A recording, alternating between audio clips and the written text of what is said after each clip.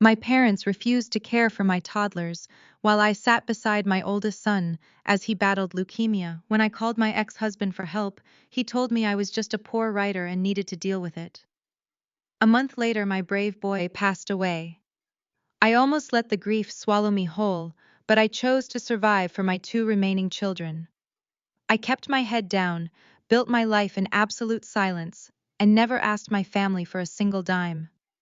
2 years later, my parents showed up at my front door with a piece of paper that would finally give me the justice I deserved. Before I tell you how I tore their perfect world apart, let me know where you are watching from in the comments below.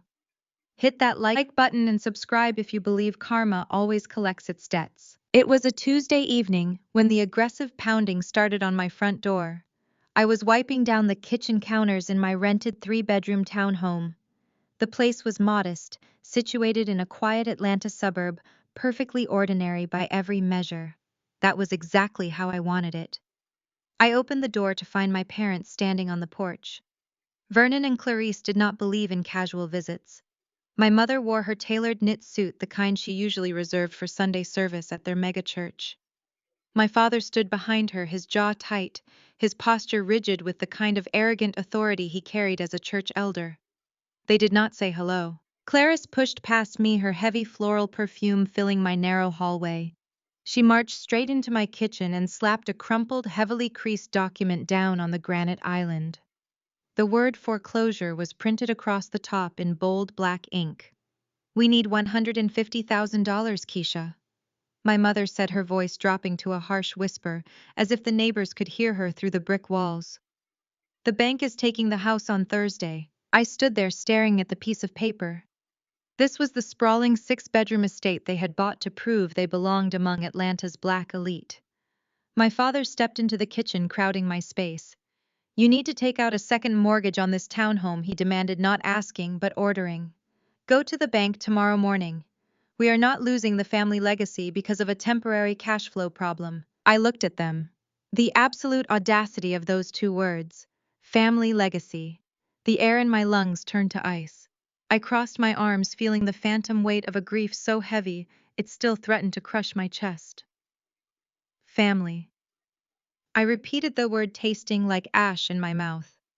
That is a fascinating choice of words, because this concept of family did not seem to exist 2 years ago. My mother rolled her eyes, an immediate defensive reflex. "Keisha, do not start this right now. We are talking about our home.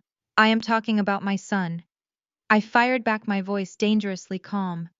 "I am talking about Jamal.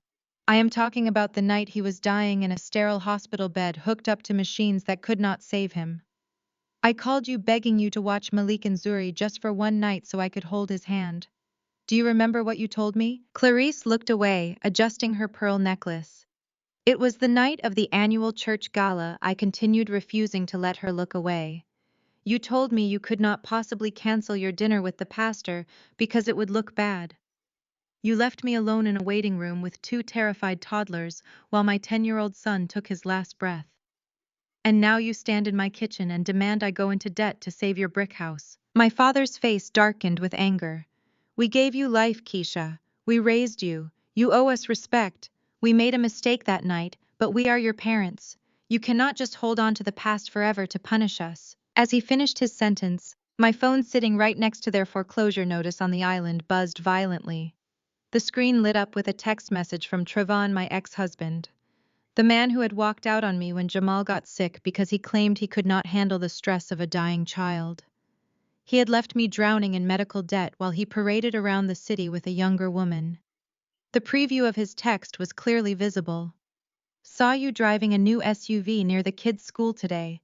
Child support modification incoming. You are not hiding money from me, Keisha." Clarice scoffed, seeing the message. "You see what happens when you refuse to honor your parents. The universe allows chaos into your life. You are a struggling freelance writer, dealing with a deadbeat ex. You need our guidance and we need this money. Sign the papers for the loan tomorrow, Keisha." I did not scream. I did not throw them out immediately. I simply reached into my purse on the stool next to me. I bypassed the standard debit cards and my modest cash. My fingers brushed against the heavy, cool metal of my solid titanium black card. I let it tap gently against the side of my purse, a quiet click that only I understood. I did not pull it out. I just looked at the two people who had abandoned me in my darkest hour, then down at the text from the man who had broken my family. I do not have $150,000 to give you, I said, my voice eerily smooth. I watched my mother's face twist with disgust, completely unaware that I actually had $15 million sitting in an offshore account, and that I was the anonymous buyer who had already purchased the debt to their precious estate. But before Vernon could launch into another tirade about respect and obligation, my phone rang. It was the front office at Malik and Zuri's elementary school. Trevon was currently standing at the reception desk, loudly demanding an unauthorized emergency pickup of my children, claiming he was there to assert his fatherly rights. I grabbed my keys, leaving my parents standing in the middle of my kitchen.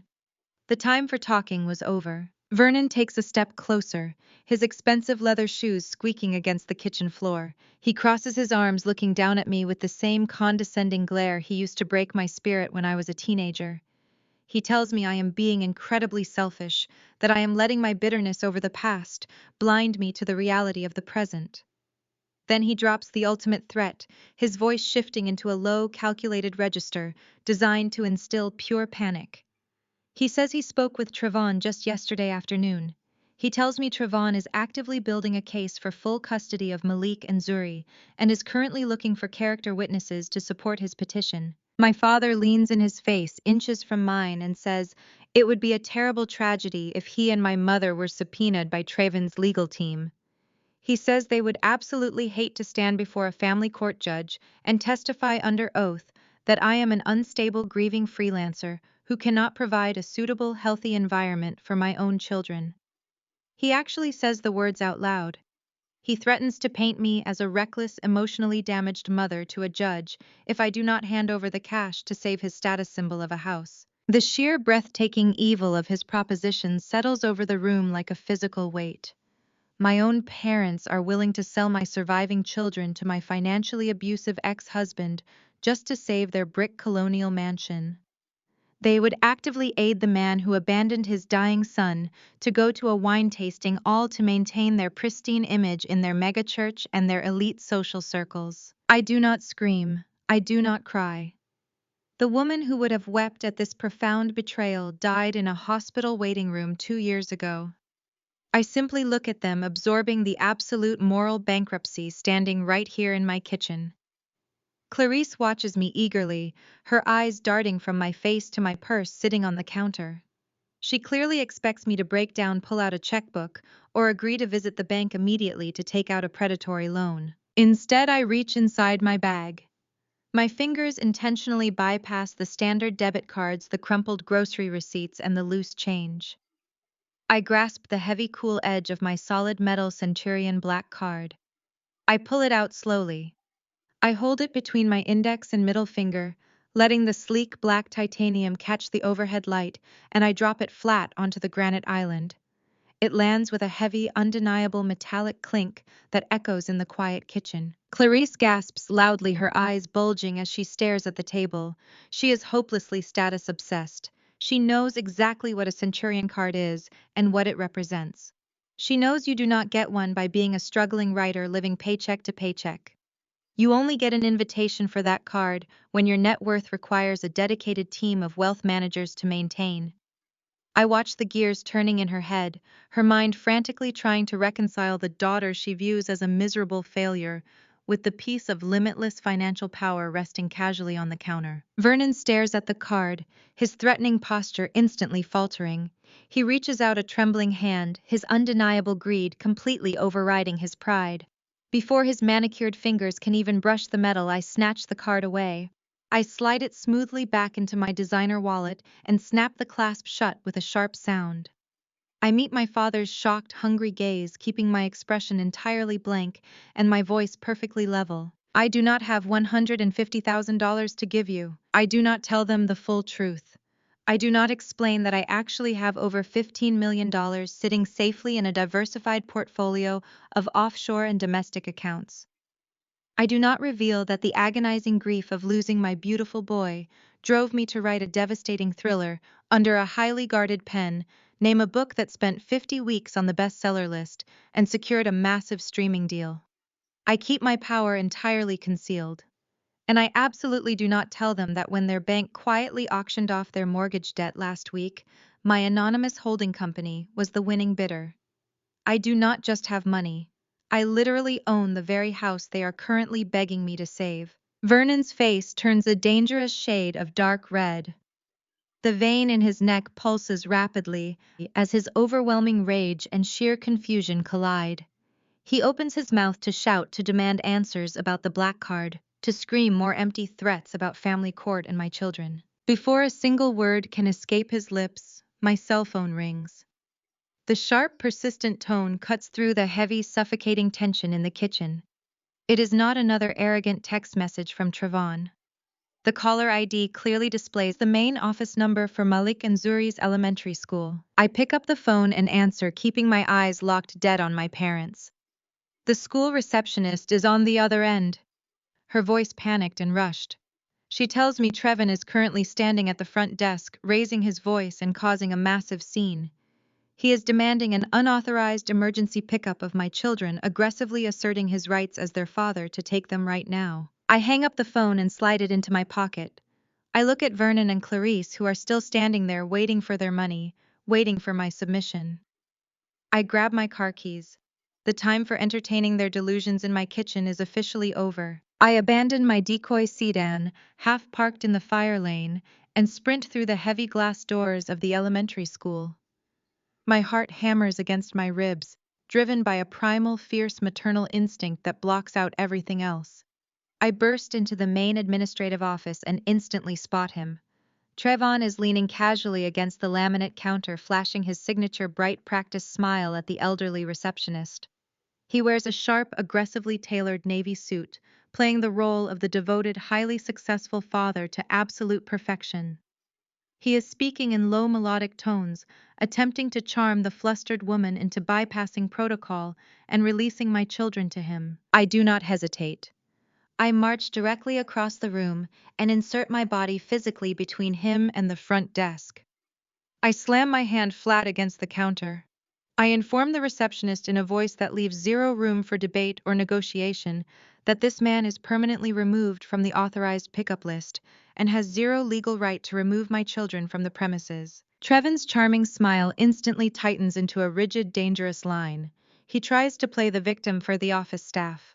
He sighs loudly, shaking his head and raising his hands in a gesture of fake surrender. He tells the receptionist that I am just an unreasonable, bitter ex-wife, making things difficult for a loving father.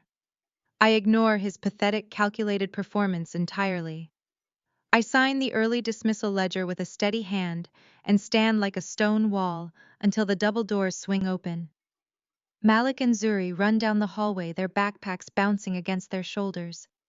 I grab their hands securely, shield them from his view, and guide them out of the building. Trevon follows us directly into the sunlit parking lot. His public-friendly mask shatters into pieces the exact moment the heavy school doors close behind us, revealing the vicious petty man hiding underneath. He speeds up, stepping aggressively in front of me and blocking my path to the vehicles. He crosses his arms over his chest and looks me up and down with a sneer of pure, unfiltered disgust. He laughs, a dry, mocking sound, gesturing dismissively at my outfit. He tells me it is utterly pathetic that I show up to our children's school looking like a homeless vagrant. He loudly ridicules my matching gray loungewear, calling them cheap, embarrassing sweatpants. He leans in close, his voice dripping with venom and condescension, and tells me I look exactly like what I am. A broke, delusional writer who is still sitting at a kitchen table pretending to have a real career. He points a sharp finger directly at my chest. He proudly declares that his new younger wife actually makes a six-figure corporate salary and can provide a stable, luxurious, normal home for Malik and Zuri. He boasts about his incoming court filing, eager to rub my face in my perceived powerlessness. He threatens that by this Friday, a family court judge will gladly hand him full custody of my surviving children. He smiles cruelly, stating that I am financially ruined, completely unstable, and cannot even afford to hire a real lawyer to fight him. He tells me to prepare to lose the only things I have left. I stand perfectly still and look at his smug, arrogant face, then glance down at my clothes. He looks at me and sees cheap cotton fleece. He severely lacks the financial literacy and refined palate to recognize custom spun, Loro Piana, cashmere and outfit that costs significantly more than his entire leased wardrobe. He sees a helpless, grieving mother clinging to a dying dream and drowning in medical debt. I do not correct his spectacular ignorance. I do not tell him about the ruthless powerhouse legal team I have on permanent premium retainer. I do not mention that my daily interest accumulation easily exceeds his combined annual household income. I remain completely silent. I let him build his entire legal strategy on the absolute fragile illusion of my poverty. He mistakes my silence for submission. He steps closer, trying to physically intimidate me, demanding to know how a poor little freelancer plans to stop a man of his stature. I do not flinch. I raise my right hand and simply snap my fingers. The sharp sound cuts through the warm parking lot air. Less than 2 seconds later, the aggressive, heavy screech of tires interrupts his arrogant rant. A massive, matte black, heavily customized SUV glides rapidly around the corner and brakes sharply right beside us. My private security specialist steps out of the driver's seat, immaculately dressed in a tailored dark suit with a visible earpiece. He moves with swift military precision, opening the reinforced bulletproof rear door for my children. I usher Malik and Zuri inside the plush, soundproof leather interior. Trevin stands completely frozen on the asphalt. His jaw is completely slack. His eyes are wide and panicked as his brain forcefully short-circuits, desperately trying to process the sheer terrifying display of untouchable wealth and power parked right in front of him. I step gracefully up into the massive vehicle and wait for the heavy armored door to thud shut. I press a silver button on the armrest, lowering the thick tinted window just a single inch. I look at his stunned, pale face staring back at me. I tell him I eagerly await his court filing on Friday. The window glides up silently, sealing him outside, and my driver pulls us smoothly out of the parking lot, leaving my ex-husband choking on our dust. I stare at the glowing screen of my phone, the word traumatized burning itself into my retinas. Trayvon has the absolute nerve to claim he was the one traumatized by our son fading away. The sheer audacity of his legal filing sucks the oxygen straight out of my living room. The walls around me blur and dissolve. I am no longer standing in my safe, quiet townhome.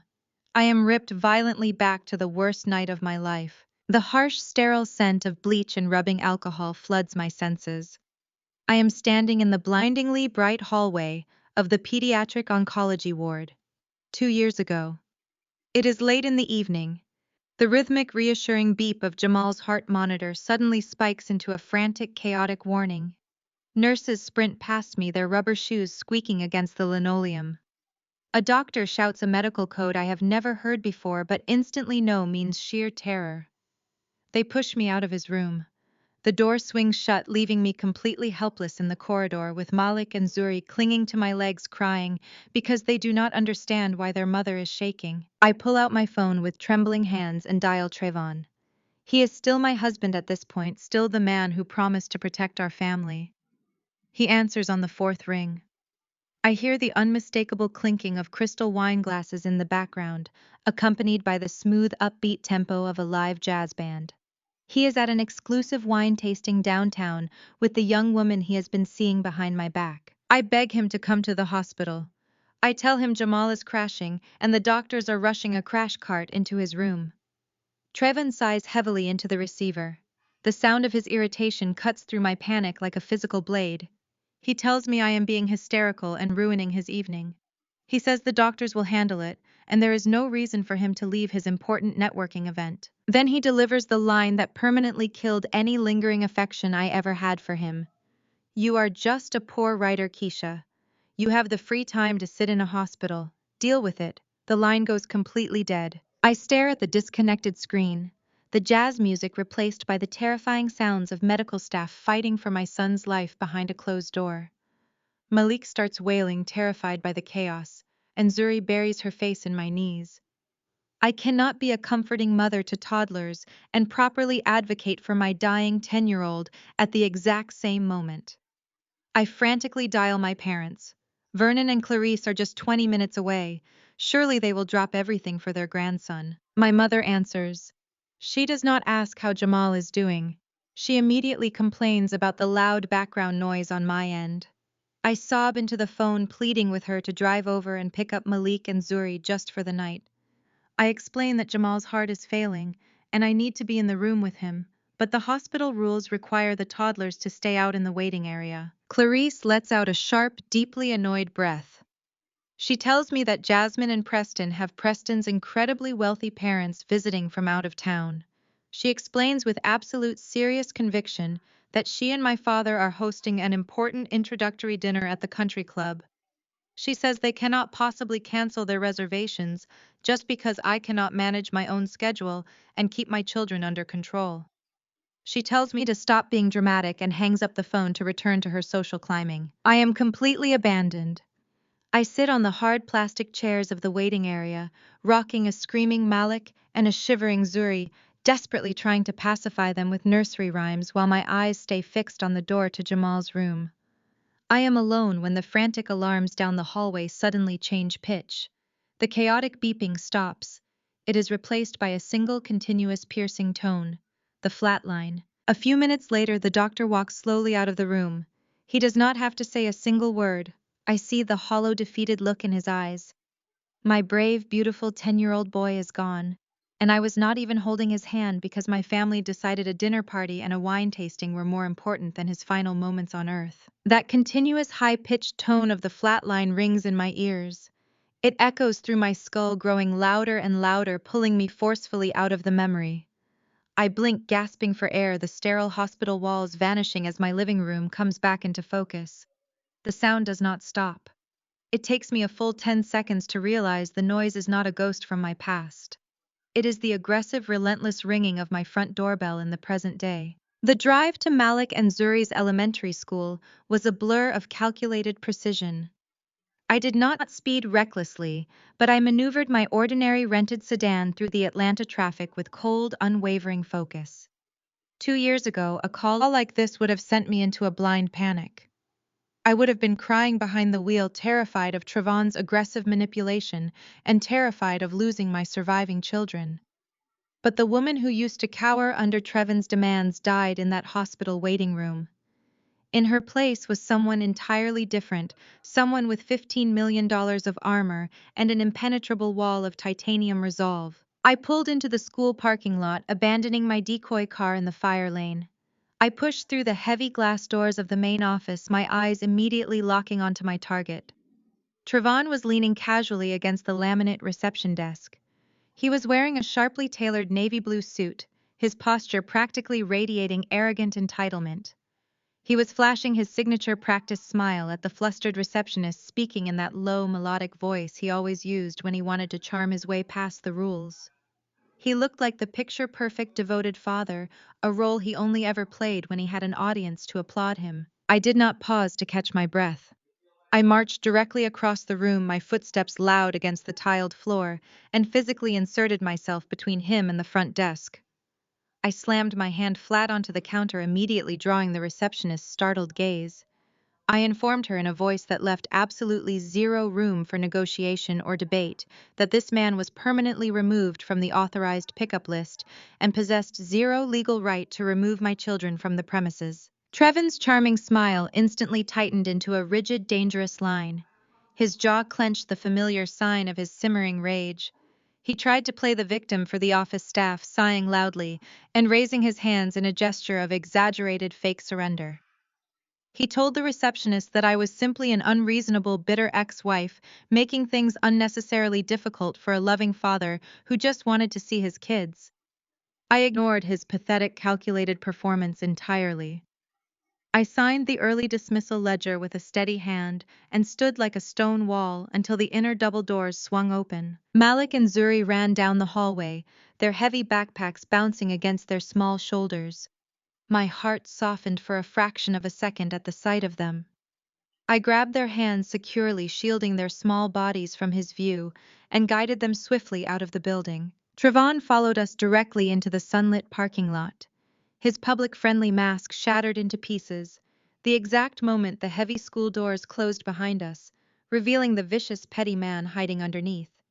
He sped up his long strides, easily closing the distance, and stepped aggressively in front of me, blocking my path to the vehicles. He crossed his arms over his chest and looked me up and down with a sneer of pure, unfiltered disgust. He let out a dry, mocking laugh, gesturing dismissively at my outfit. He told me it was utterly pathetic that I would show up to our children's school looking like a homeless vagrant. He loudly ridiculed my matching gray loungewear, calling them cheap, embarrassing sweatpants that proved how far I had fallen. He leaned in close, his voice dropping to a harsh whisper dripping with venom and condescension. He told me I looked exactly like what I was, a broke, delusional writer who was still sitting at a kitchen table pretending to have a real career while the real world moved on without her. He pointed a sharp, manicured finger directly at my chest. He proudly declared that his new younger wife actually made a six-figure corporate salary and could provide a stable, luxurious, normal home for Malik and Zuri. He boasted about his incoming court filing, eager to rub my face in my perceived powerlessness. He threatened that by this Friday a family court judge would gladly hand him full custody of my surviving children. He smiled cruelly, his eyes alight with malice, stating that I was financially ruined, completely unstable, and could not even afford to hire a real lawyer to fight him.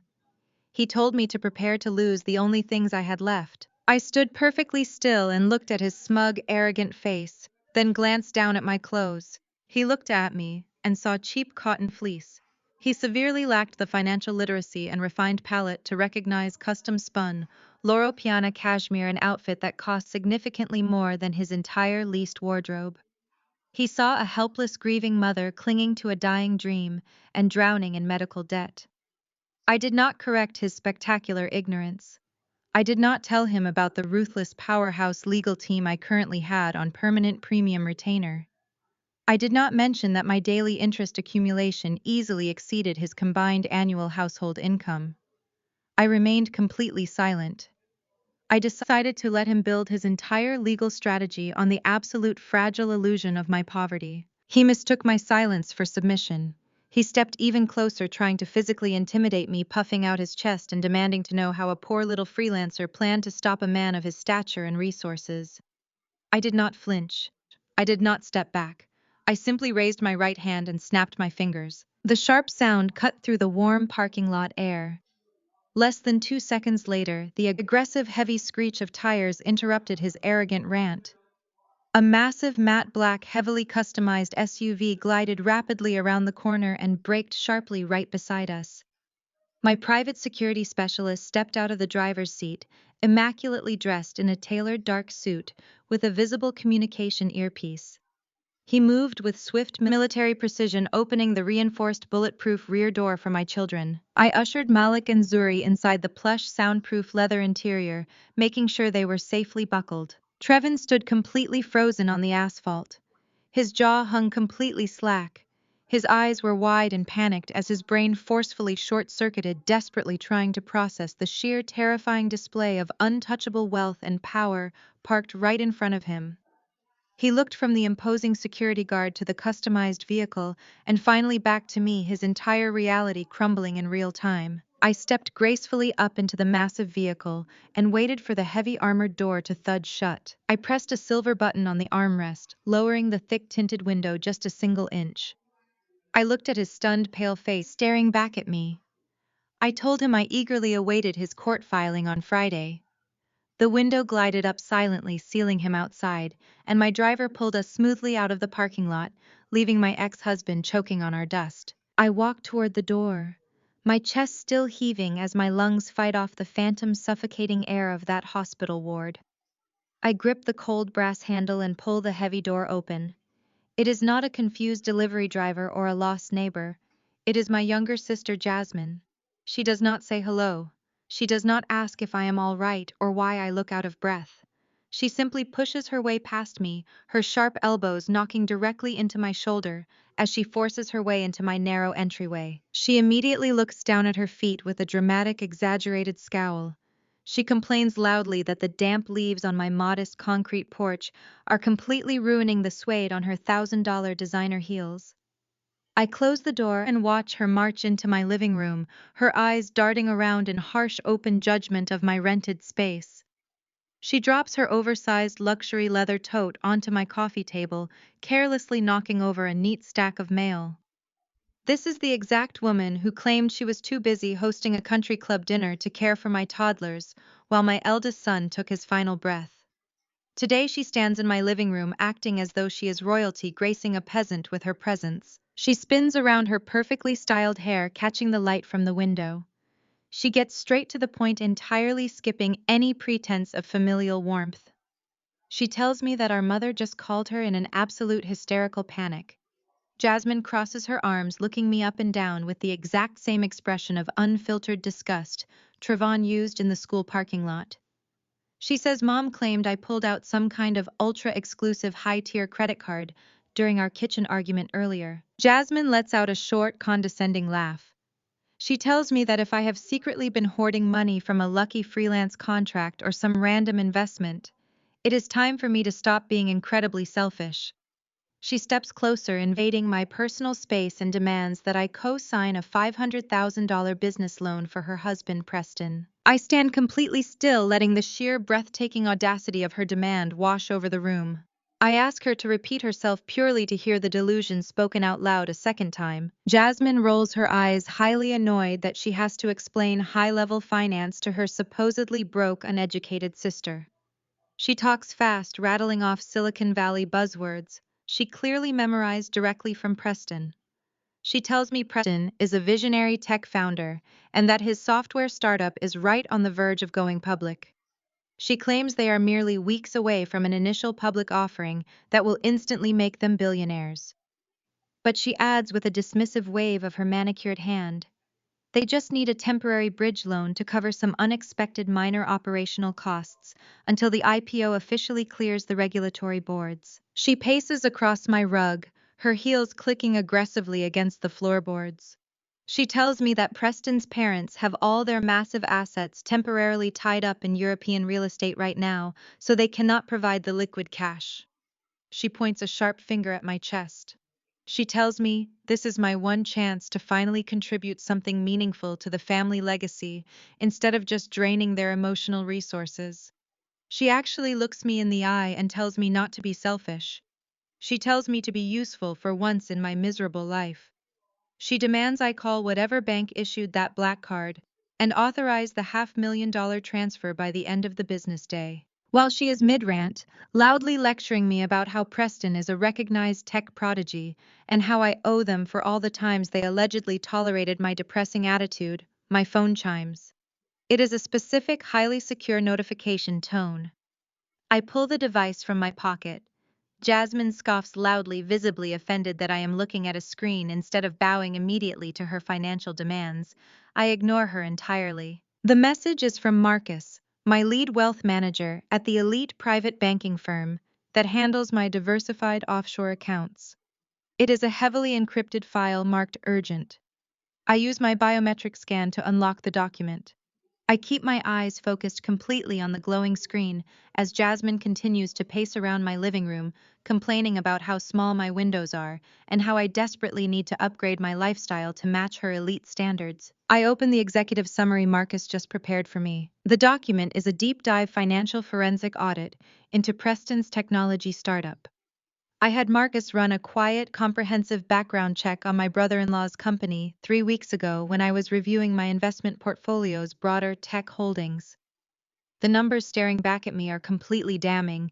Preston's company is not going public. They are not weeks away from a lucrative IPO. They are drowning in catastrophic, insurmountable debt. But the bankruptcy is not even the most interesting part of the file. The forensic audit clearly details a highly sophisticated network of shell companies and fake vendor invoices. Preston is actively embezzling millions of dollars from his own startup. He is desperately trying to cover his tracks by securing a fast, unsecured $500,000 bridge loan to balance the ledgers before his quarterly board meeting this Friday. He is not a visionary genius. He is a desperate, cornered criminal trying to use his wife to extort his grieving sister-in-law to stay out of federal prison. Jasmine is still talking, her voice rising in pitch. She proudly declares that Preston's lead investor trusts him implicitly and that their corporate backing is absolutely rock solid.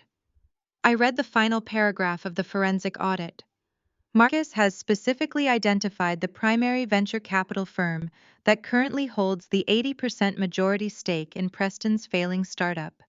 It is an umbrella corporation managed entirely by my blind private trust. I look up from my phone screen. I look right into Jasmine's impatient, incredibly entitled face.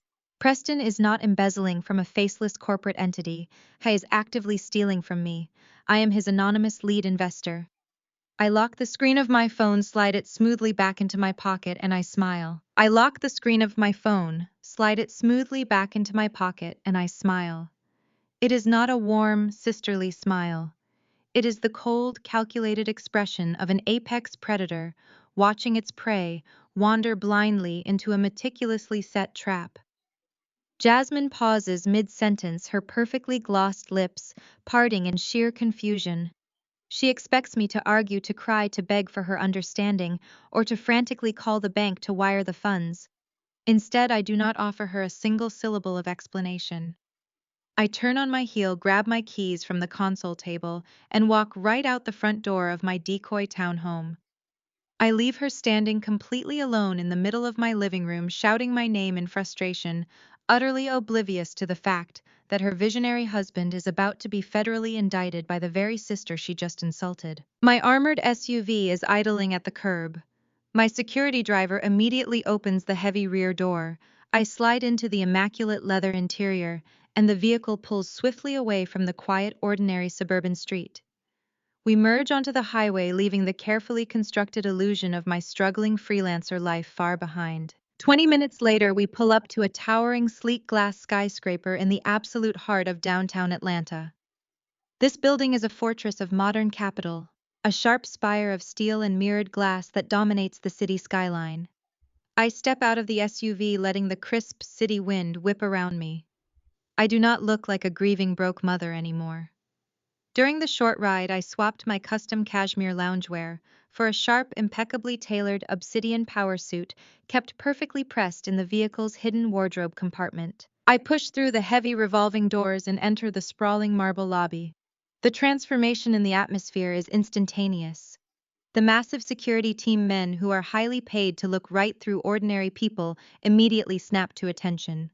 The head of security nods respectfully, bypassing the standard visitor protocols, to swipe his master keycard against the private executive elevator bank.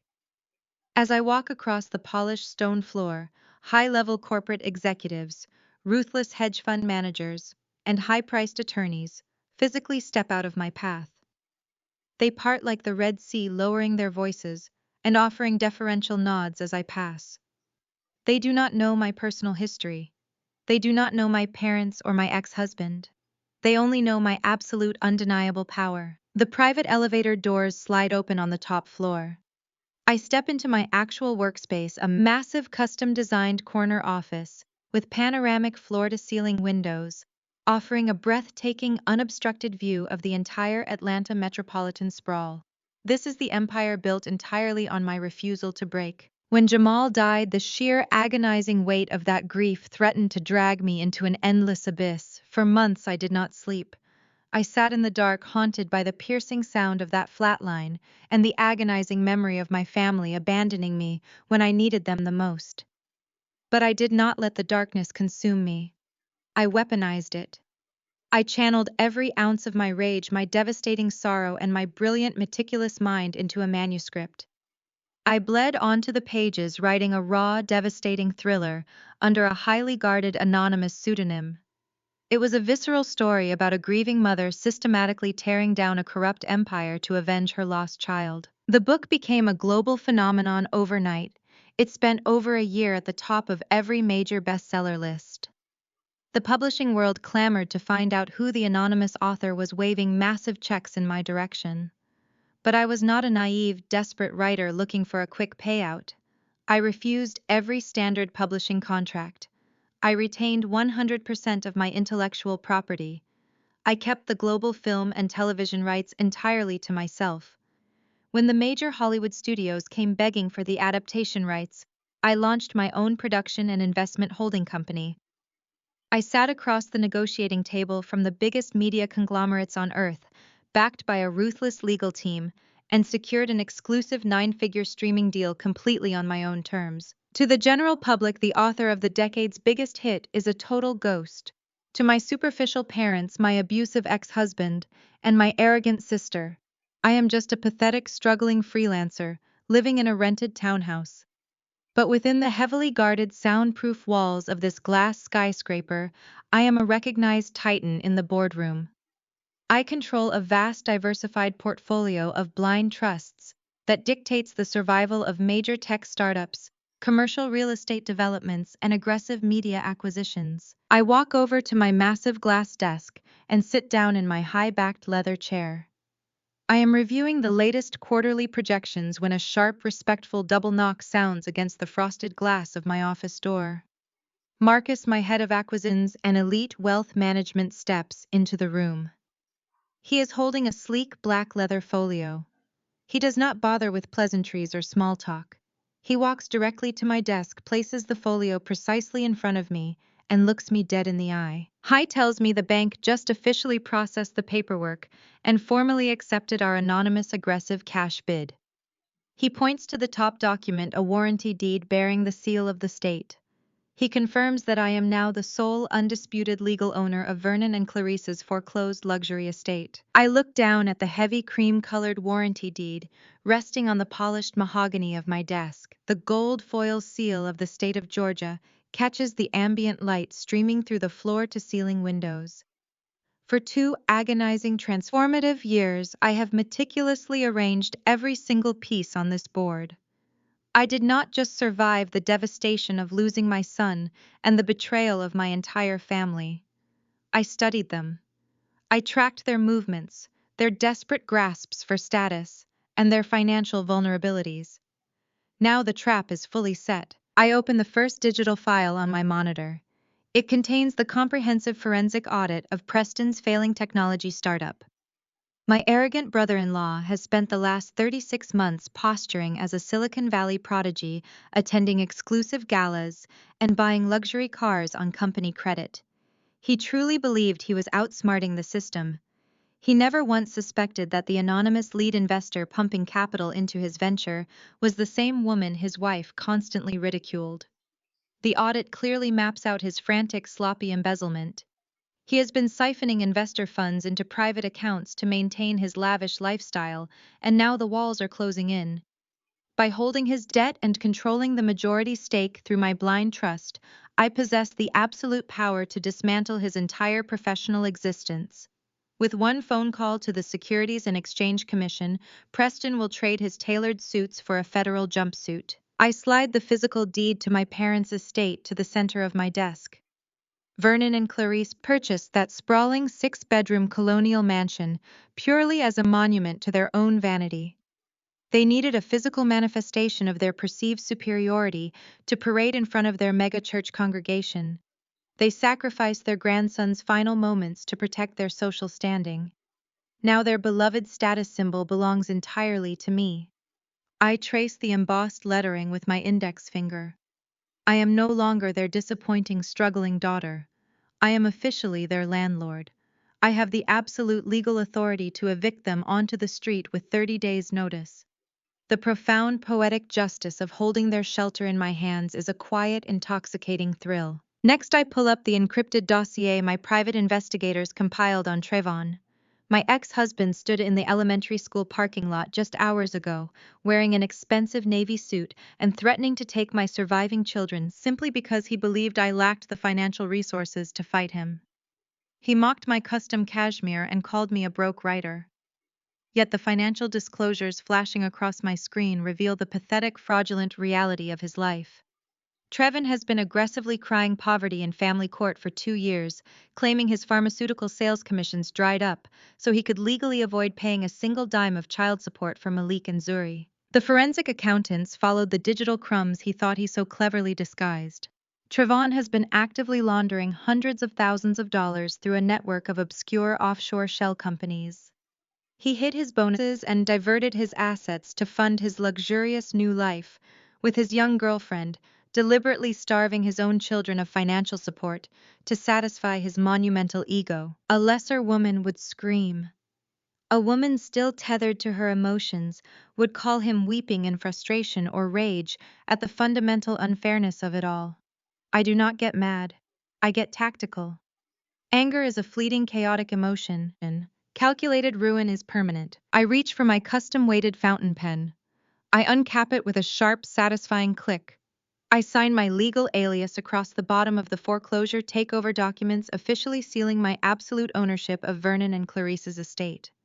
I hand the thick stack of papers back to Marcus, who stands silently at attention waiting for my next directive. I turn my attention back to the glowing monitors.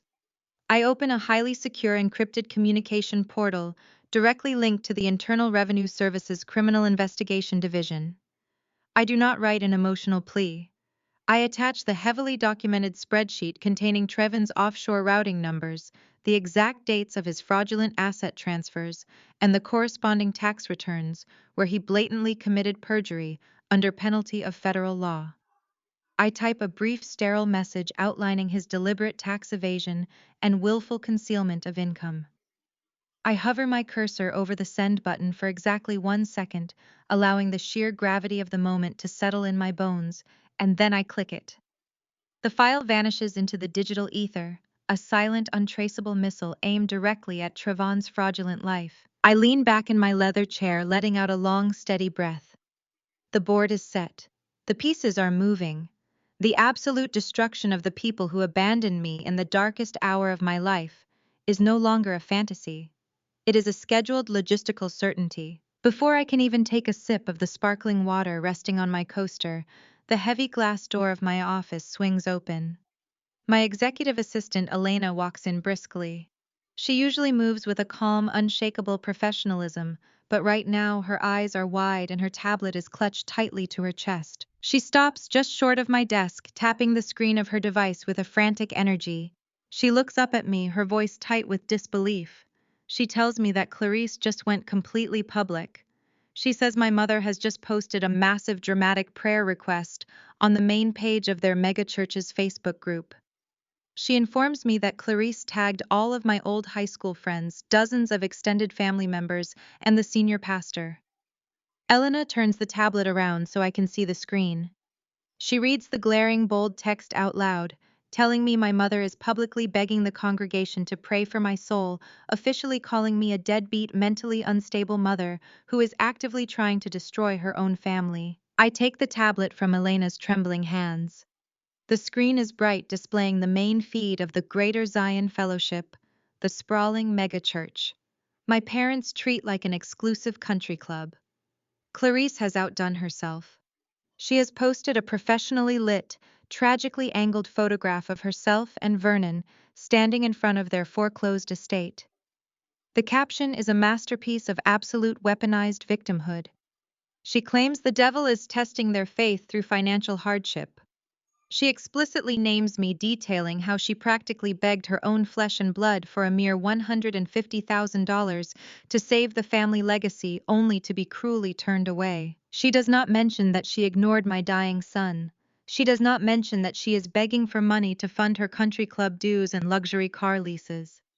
She simply paints me as a financially reckless, morally bankrupt daughter who has lost her mind and abandoned her Christian duty. I scroll down with a steady finger. The comments section is a digital firing squad. Dozens of nosy church aunties women, who have spent decades judging everyone from the safety of their wooden pews, are actively sharpening their pitchforks. Sister Margaret types out a long, rambling paragraph about how a child who turns her back on her parents will face divine judgment. Mother Davis quotes scripture loudly, commanding me to honor my mother and father or face eternal ruin. My personal cell phone resting on my desk begins to vibrate continuously. The lock screen lights up with unsolicited text messages from distant cousins and self-righteous church members, all eagerly piling on to lecture me about family loyalty and basic morality. Elena watches me closely, her professional composure returning. She asks if I want the legal department to immediately draft a comprehensive cease and desist order for public defamation. She reminds me that we have the capital to bury Clarice in civil court for this blatant character assassination. I hand the tablet back to her and shake my head. I tell Elena that a cease and desist is a defensive maneuver. It implies that I am afraid of the damage they can cause. I am not playing defense anymore. I instruct Elena to do nothing. I want the post to stay up. I want the comments to multiply. I want my parents to feel the intoxicating, deeply arrogant rush of believing they have successfully cornered me. I know exactly how Greater Zion Fellowship operates. It is not a place of spiritual reflection. It is a social stock exchange for Atlanta's most aggressive social climbers. Vernon is a senior elder there, sitting proudly in the velvet-lined front rows. Trevon brings his new wife every single week to parade his fake redemption arc, acting like the devoted family man he never was. Jasmine and Preston use the post-service VIP brunch to aggressively network with local politicians and gullible investors, pitching their fraudulent startup over mimosas and catered pastries. Sunday service is their absolute favorite stage. They believe that by weaponizing their congregation, they can shame me into submission. They think the old Keisha, the woman who desperately craved their approval and was terrified of public confrontation, will simply transfer the $150,000 just to make the whispering stop. They are banking on my silence. They are banking on my shame. I look at Elena and issue a new directive. I tell her to log into the church's elite member portal. I instruct her to formally RSVP my name for this upcoming Sunday's VIP service and secure a seat for me at the highly exclusive Elders Brunch immediately following the sermon. I am not going to hide in my glass fortress. I am going to walk directly into the lion's den. Friday evening arrives with a quiet, charged anticipation. My private stylist, a meticulous, highly sought-after woman named Sophia, arrives at my penthouse. She wheels in 3 heavy racks of spectacular haute couture. She has pulled the most aggressive, dominating pieces from Paris and Milan. There are structured Tom Ford power suits in deep crimson razor-sharp Chanel blazers and intimidating architectural dresses designed to make the wearer look like an untouchable monarch. She assumes I want to walk into that church and visually crush every single person who doubted me. I walk slowly down the line of magnificent garments, running my hands over silk and imported wool. I shake my head. I tell Sophia that wearing a $10,000 power suit is a massive tactical error. If I walk into Greater Zion Fellowship dripping in obvious aggressive wealth, their defenses will instantly go up. They will smell the money. Vultures are incredibly adaptable to wealth. If they realize I have power, they will immediately change their strategy. They will pivot from public shaming to desperate manipulative begging. I cannot allow them to change their posture. I need them to remain arrogant, bloated with their false sense of superiority, and entirely convinced that they have the upper hand. I walk past the designer racks and open the doors to my personal closet. I reach deep into the back, pushing past my current wardrobe, and pull out a dress from 3 years ago. It is a dull, off-the-rack beige shift dress. It is shapeless, faded, and completely unremarkable. It is the exact kind of garment a defeated, exhausted, financially ruined woman would wear when crawling back to her family to beg for forgiveness. Sophia looks at the cheap fabric with visible horror. She asks me why I would ever willingly put on something so thoroughly uninspiring for such a critical confrontation. I hold the beige dress up against my body and look at my reflection in the full-length mirror. I see the perfect disguise. I tell Sophia that this dress is the ultimate bait. When I walk through those heavy church doors, I want them to look at me and see exactly what they expect to see. I want Trevin to see the broke writer he mocked in the parking lot. I want Jasmine to see the useless sister she demanded money from. I want Clarice and Vernon to see the broken daughter they think they have successfully shamed into submission. I want them to underestimate me one last time. The heavy glass doors of Greater Zion Fellowship swing open, welcoming us into a cavernous gold-leafed foyer that feels more like a luxury shopping mall than a sanctuary. I grip Malik and Zuri's hands tightly. I am wearing the faded beige shift dress exactly as I planned. It hangs off my frame, devoid of shape or style, the absolute picture of a defeated, desperate woman. The moment my flat, sensible shoes step onto the imported marble, the whispering begins. I can feel the sharp, judgmental eyes of the congregation burning into my back. Sister Margaret and Mother Davis are clustered by the welcome center, pausing their polite chatter to stare at me with undisguised pity. My mother's Facebook post has done its job perfectly. They all look at me and see a deadbeat, unstable mother crawling back to the holy flock for charity. I keep my chin level and my expression completely blank. Suddenly, a loud theatrical gasp echoes across the foyer. Clarice. She is dressed in an extravagant royal purple suit, complete with a matching wide-brimmed fascinator. She raises both hands toward the vaulted ceiling, putting on a spectacular performance for her wealthy peers. She loudly praises the Lord for bringing her lost, struggling daughter back into the light. She rushes across the polished floor, her heavy perfume hitting me a second before she wraps her arms around me. It is a suffocating, aggressive embrace. She buries her face into my neck, making sure the surrounding elders can see the picture of a forgiving, long-suffering Christian mother. But beneath the facade, her grip is like a vice. She leans in her lips, brushing my ear, dropping her voice to a harsh, venomous hiss that only I can hear. She tells me that the theatrical pity party ends today. She says I have exactly until Friday to transfer the $150,000 into her account. If the money is not there, she promises that Vernon will personally call Trevin's lawyer and testify against me in family court to ensure I lose full custody of my children. She pulls back, flashing a blinding camera-ready smile, and loudly tells the crowd how blessed we are to be reunited. I do not blink. I do not react. I simply stare into her calculating eyes, fully aware that the deed to her extravagant home is currently sitting on my mahogany desk in a high-security vault downtown. The service is a blur of hypocritical sermons and aggressive tithing pitches. I sit quietly in the back row, playing the role of the chastised outcast to absolute perfection. When the final prayer concludes, the congregation floods into the sprawling fellowship hall for the weekly networking hour, disguised as a coffee social. I guide Malik and Zuri to the children's supervised breakfast buffet, ensuring they are safely occupied with pancakes and coloring books. As I turn away from the buffet table, a heavy hand clamps down on my shoulder. I turn around to find Preston blocking my path. My brother-in-law stands entirely too close, practically trapping me against the edge of the coffee station. He is wearing a custom-fitted gray suit, reeking of expensive sandalwood cologne and unearned arrogance. He aggressively adjusts the cuffs of his shirt, making absolutely sure the fluorescent lights catch the face of his massive gold Rolex.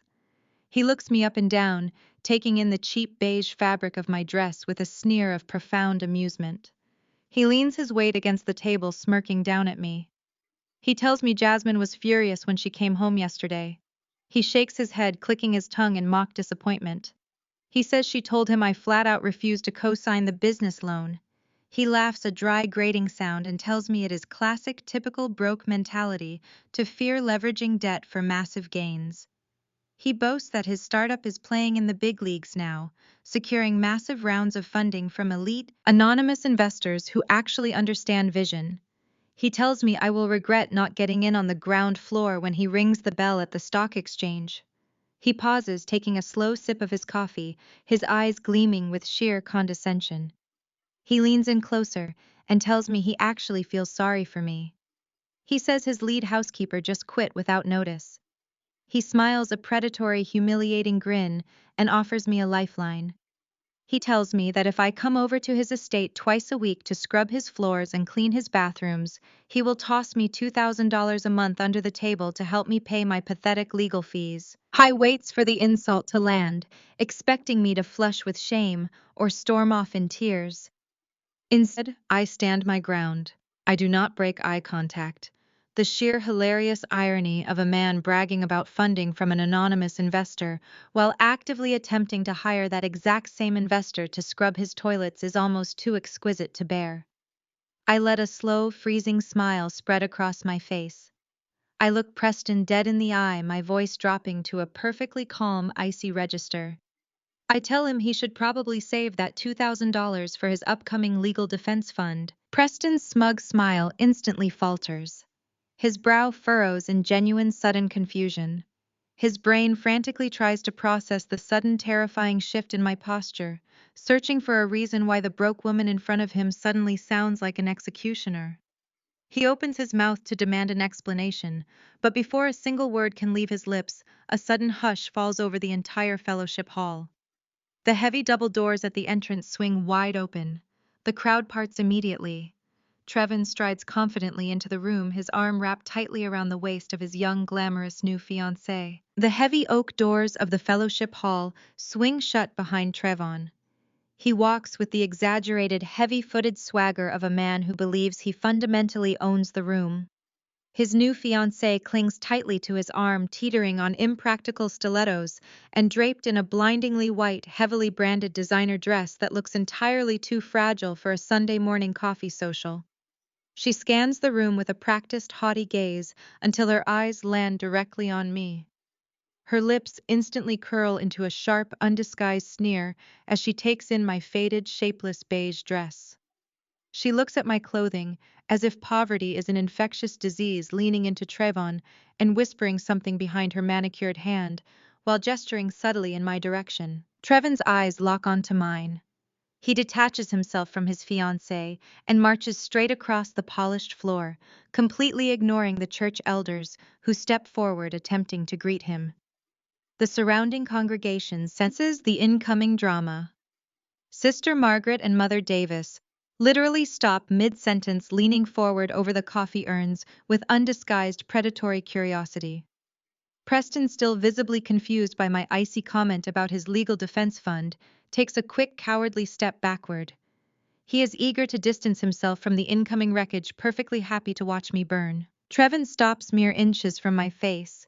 He does not offer a greeting. He does not ask about Malik or Zuri. He simply thrusts a thick, heavy manila envelope directly against my chest, forcing me to either take it or let it fall to the marble floor. I take the envelope. The thick official seal of the Fulton County Family Court is stamped aggressively across the front. It is an emergency ex parte custody hearing notice. It is a ruthless legal maneuver designed to ambush a parent, an aggressive strike meant to rip children from their home with zero warning. Trevin filed this assuming I am completely broke, completely unrepresented, and entirely incapable of fighting a 48-hour legal deadline. He thinks he has cornered a mouse. Trevin makes sure his voice carries. He wants an audience. He wants the entire megachurch congregation to witness my ultimate humiliating defeat. He puffs out his chest, his voice booming effortlessly over the low hum of the fellowship hall. He loudly declares that he is taking the boys. He gestures broadly at my unremarkable, cheap-looking dress, loudly proclaiming to the room that I cannot even afford to keep the lights on in my rented townhouse. His fiancée steps up beside him, crossing her arms and looking down her nose at me. Trevin pulls her close, flashing a blinding, predatory smile at the surrounding elders. He announces that his new wife actually has a real, respectable corporate job. He proudly states that she can provide a stable, luxurious environment, unlike the pathetic, delusional fantasy world I am currently living in. He leans in, lowering his voice just enough to make his next words feel like a private, fatal stabbing, though the venom easily reaches the eager ears of the bystanders. He calls me a complete, irredeemable failure. Then he delivers the absolute kill shot.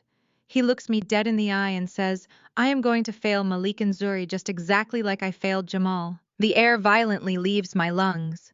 The entire room spins, the bright overhead lights suddenly blinding. The sheer, suffocating audacity of his words threatens to physically bring me to my knees. This is the exact man who sat sipping vintage wine at an exclusive corporate tasting while our 10-year-old son flatlined in a sterile hospital room. This is the man who audibly sighed into the receiver and complained that my frantic, sobbing phone calls were ruining his important networking evening. Now he is standing in the middle of a holy sanctuary, weaponizing the tragic death of the son he callously abandoned to secure custody of the children he barely even knows. He has entirely rewritten history to make himself the savior and me the villain. I instinctively look past his shoulder, desperately seeking any sign of intervention, any shred of familial protection. Vernon and Clarice are standing less than 15 feet away, by the catered pastry table. They heard every single word. My father holds a porcelain coffee cup halfway to his mouth, his expression completely blank. My mother casually adjusts the brim of her extravagant purple fascinator, then reaches out to take a delicate bite of a croissant. They do absolutely nothing. They watch their former son-in-law publicly gut their own daughter, and they simply turn their heads away. They actively choose the preservation of their pristine, wealthy social image over protecting their own flesh and blood. They are entirely complicit in my execution. I am completely alone in this room. My hands shake. The muscles in my arms pull tight. The primal urge to raise my palm and slap the arrogant, cruel smirk right off Trevin's face is a blazing, uncontrollable fire in my veins. But a slap is exactly what he wants. A public physical altercation is exactly what a hysterical, broken woman would do. It would immediately justify his emergency custody filing and give my parents the ultimate excuse to finally wash their hands of me. I do not slap him. I close my eyes for a fraction of a second and take a slow, agonizingly deep breath. I force the blazing fire of my rage downward, locking it away in a vault inside my chest. I let the anger completely solidify into pure concentrated ice. I open my eyes. The cavernous fellowship hall is so silent, I can hear the low hum of the industrial refrigerators behind the catering tables. Every single person in my immediate vicinity is holding their breath. They are all waiting for the stereotypical breakdown. They want the shouting match. They want the tears. They want to see the bitter broke ex-wife throw a pathetic tantrum in the middle of God's house. I refuse to give them the satisfaction of the public spectacle. Instead, I let the tension stretch out until it becomes physically uncomfortable.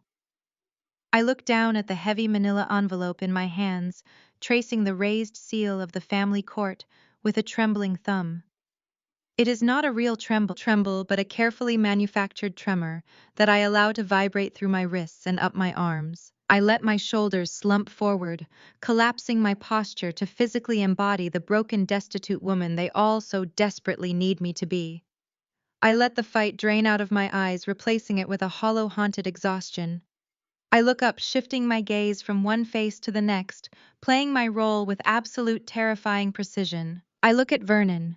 My father refuses to meet my eye, suddenly very interested in the dregs of his black coffee, maintaining his cowardly silence. I look at Clarice, whose lips are pursed in a triumphant, vindicated line beneath her extravagant purple fascinator. I look at Jasmine and Preston. They are standing shoulder to shoulder, practically vibrating with greedy anticipation at the thought of finally getting their hands on my signature to leverage their fraudulent startup. Finally, I lock eyes with Trevon. His new fiancée is still smirking, clutching his bicep like a prized trophy, her eyes scanning my plain beige dress with total disgust. Trevon's chest is puffed out, his massive ego expanding to fill the room. He genuinely believes he has broken me. He believes the calculated mention of Jamal was the fatal emotional blow that finally shattered my resolve. I let a single heavy, ragged breath escape my lips. I drop my chin slightly, looking up at them through my lashes, the ultimate picture of submission. Fine, I say. I pitch my voice low, injecting it with the perfect fragile frequency of utter defeat. It trembles just enough to sound authentic, just enough to make them feel powerful. You win. The words hang in the air, sweet as nectar to their ears. I see Preston exchange a rapid, greedy glance with Jasmine. Clarice visibly perks up, her posture straightening as she prepares to accept my surrender.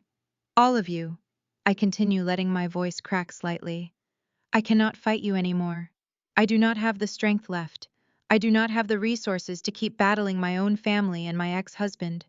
You have completely backed me into a corner, and I have nothing left to give. Trevin smiles, a slow, deeply self-satisfied grin that makes my skin crawl. He opens his mouth to gloat, to twist the knife a little deeper in front of his audience, but I cut him off before he can ruin the momentum of my performance. I will stop fighting, I say, wrapping my arms around my torso defensively, making myself look even smaller.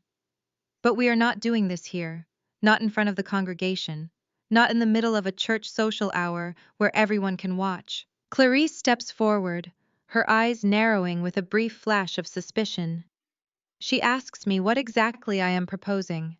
She demands to know if this is another one of my delaying tactics to avoid paying my obligations to the family. I shake my head, looking directly at the polished marble floor before raising my eyes to meet hers, with practiced desperation.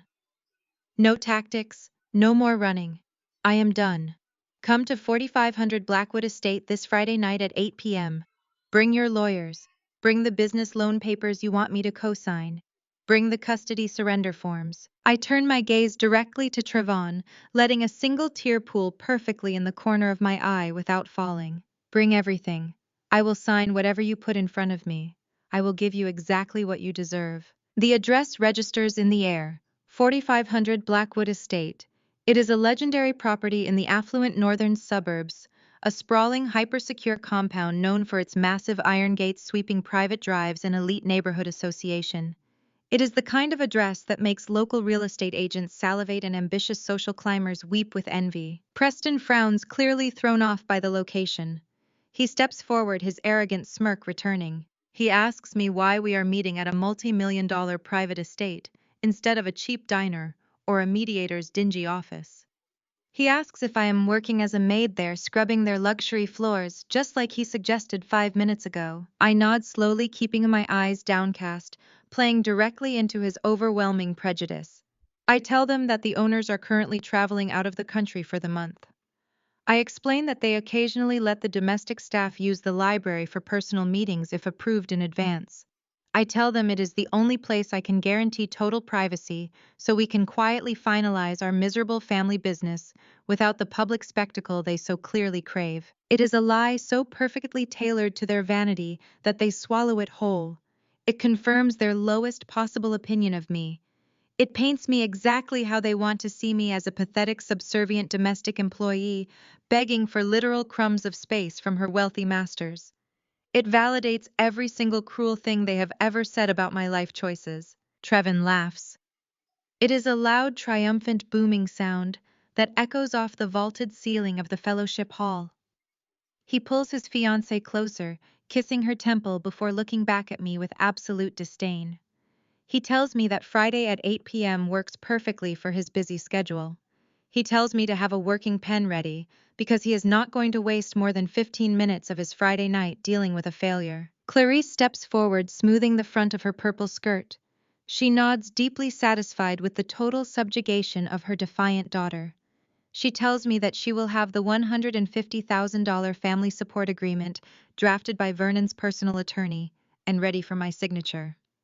She reminds me that this is my absolute last chance to honor my parents and redeem my soul before the eyes of the Lord. Jasmine simply smirks, whispering to Preston about how easy it was to finally break my stubborn streak. They do not say goodbye.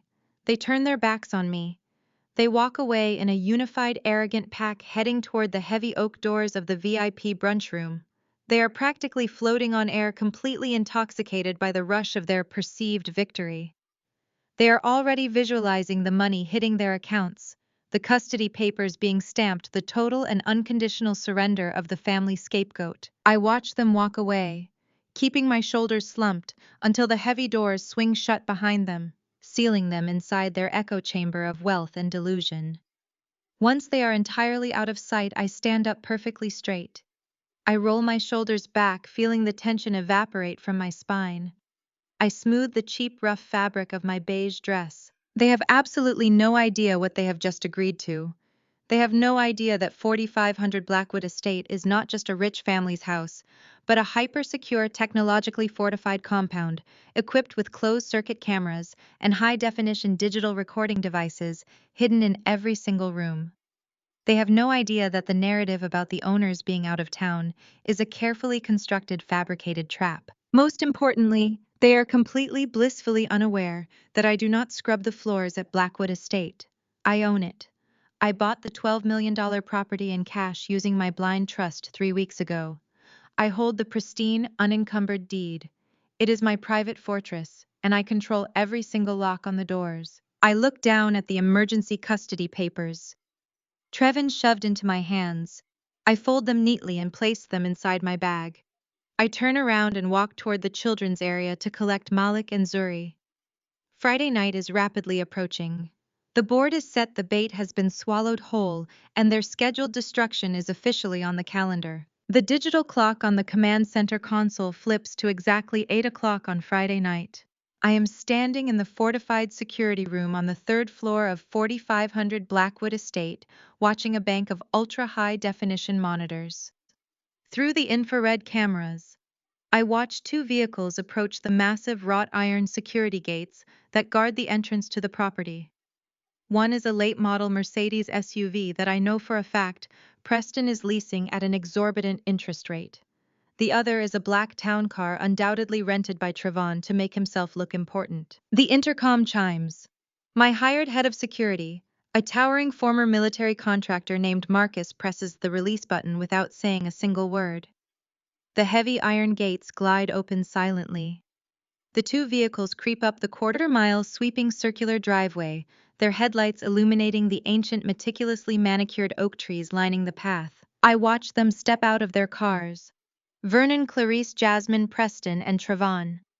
Trevon has brought in an attorney, a sweaty, anxious-looking man, clutching a thick leather briefcase. They all stand on the imported cobblestone driveway, craning their necks backward to take in the imposing floodlit stone facade of the $12 million compound.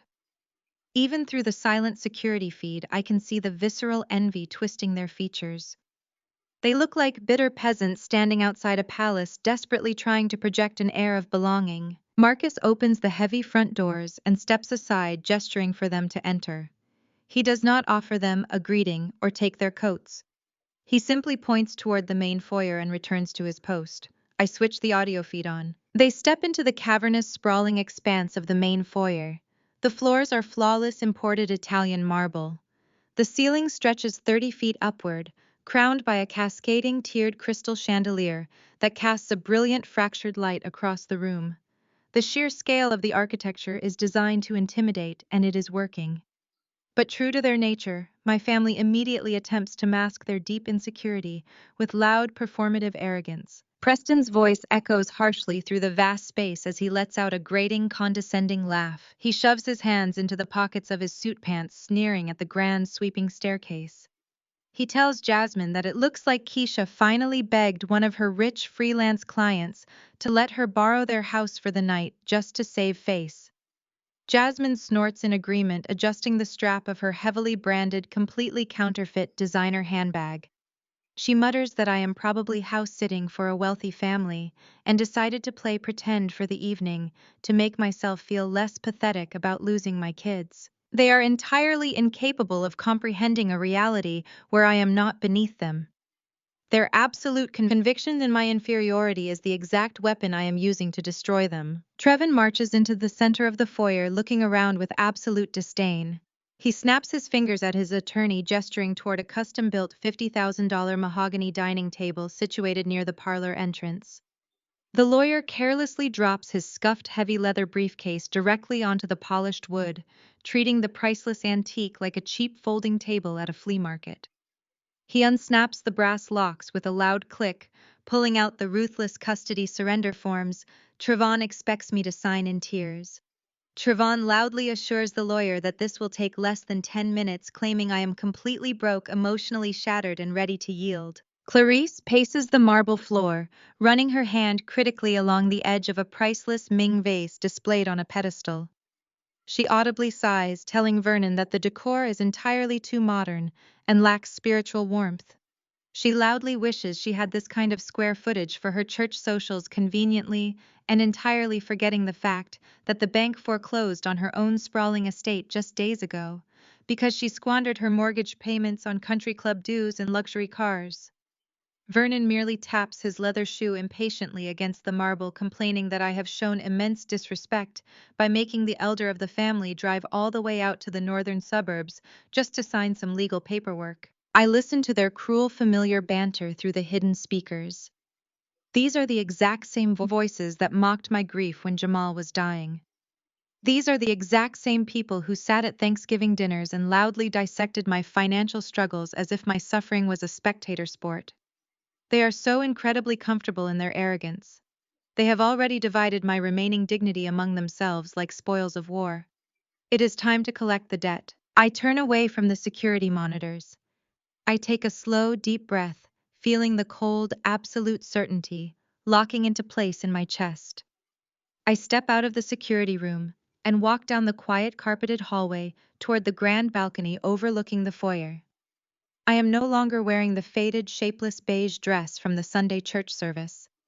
I am no longer the exhausted, terrified mother wearing worn-out sweatpants begging her family for a scrap of financial mercy. I am wearing a stunning razor-sharp $10,000 Alexander McQueen suit in a deep, unapologetic shade of sapphire blue.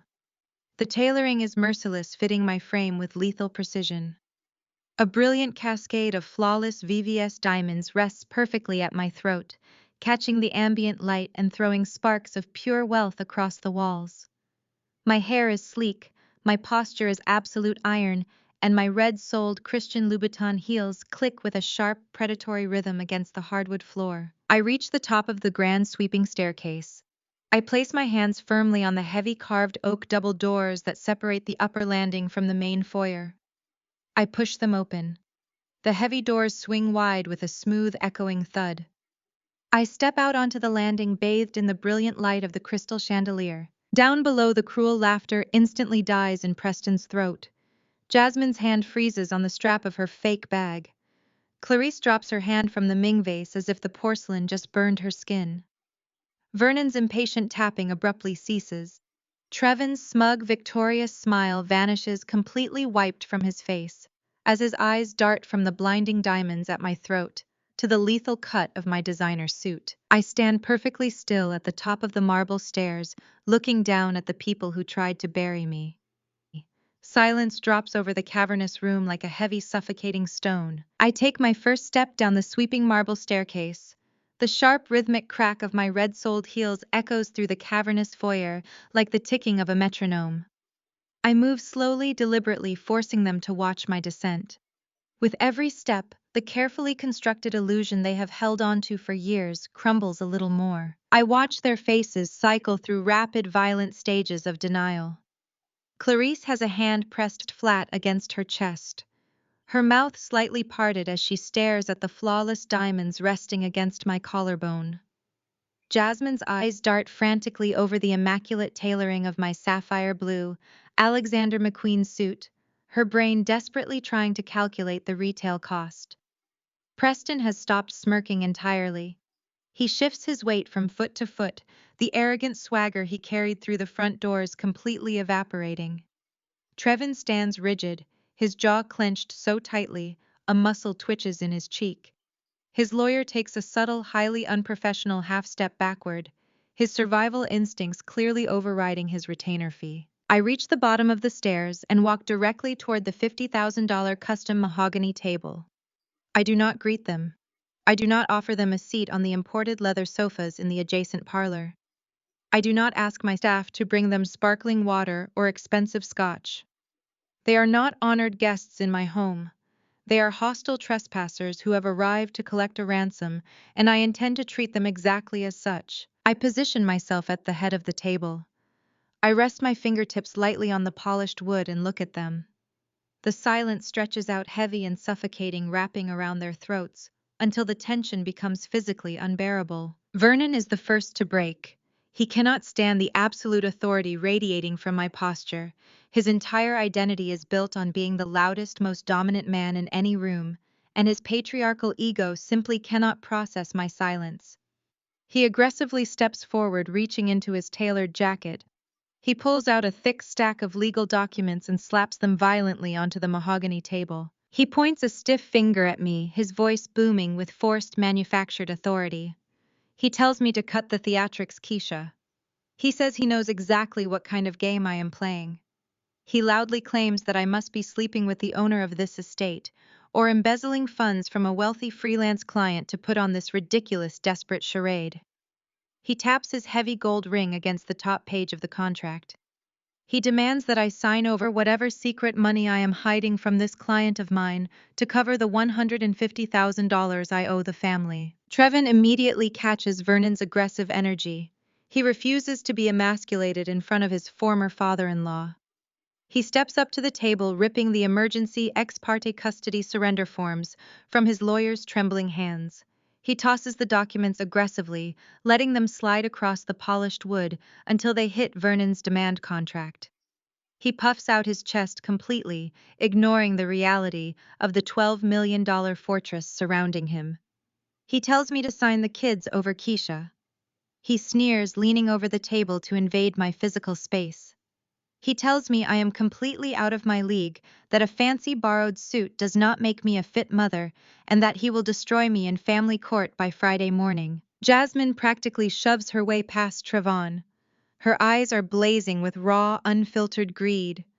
She slams Preston's business loan cosign papers down next to the other two stacks.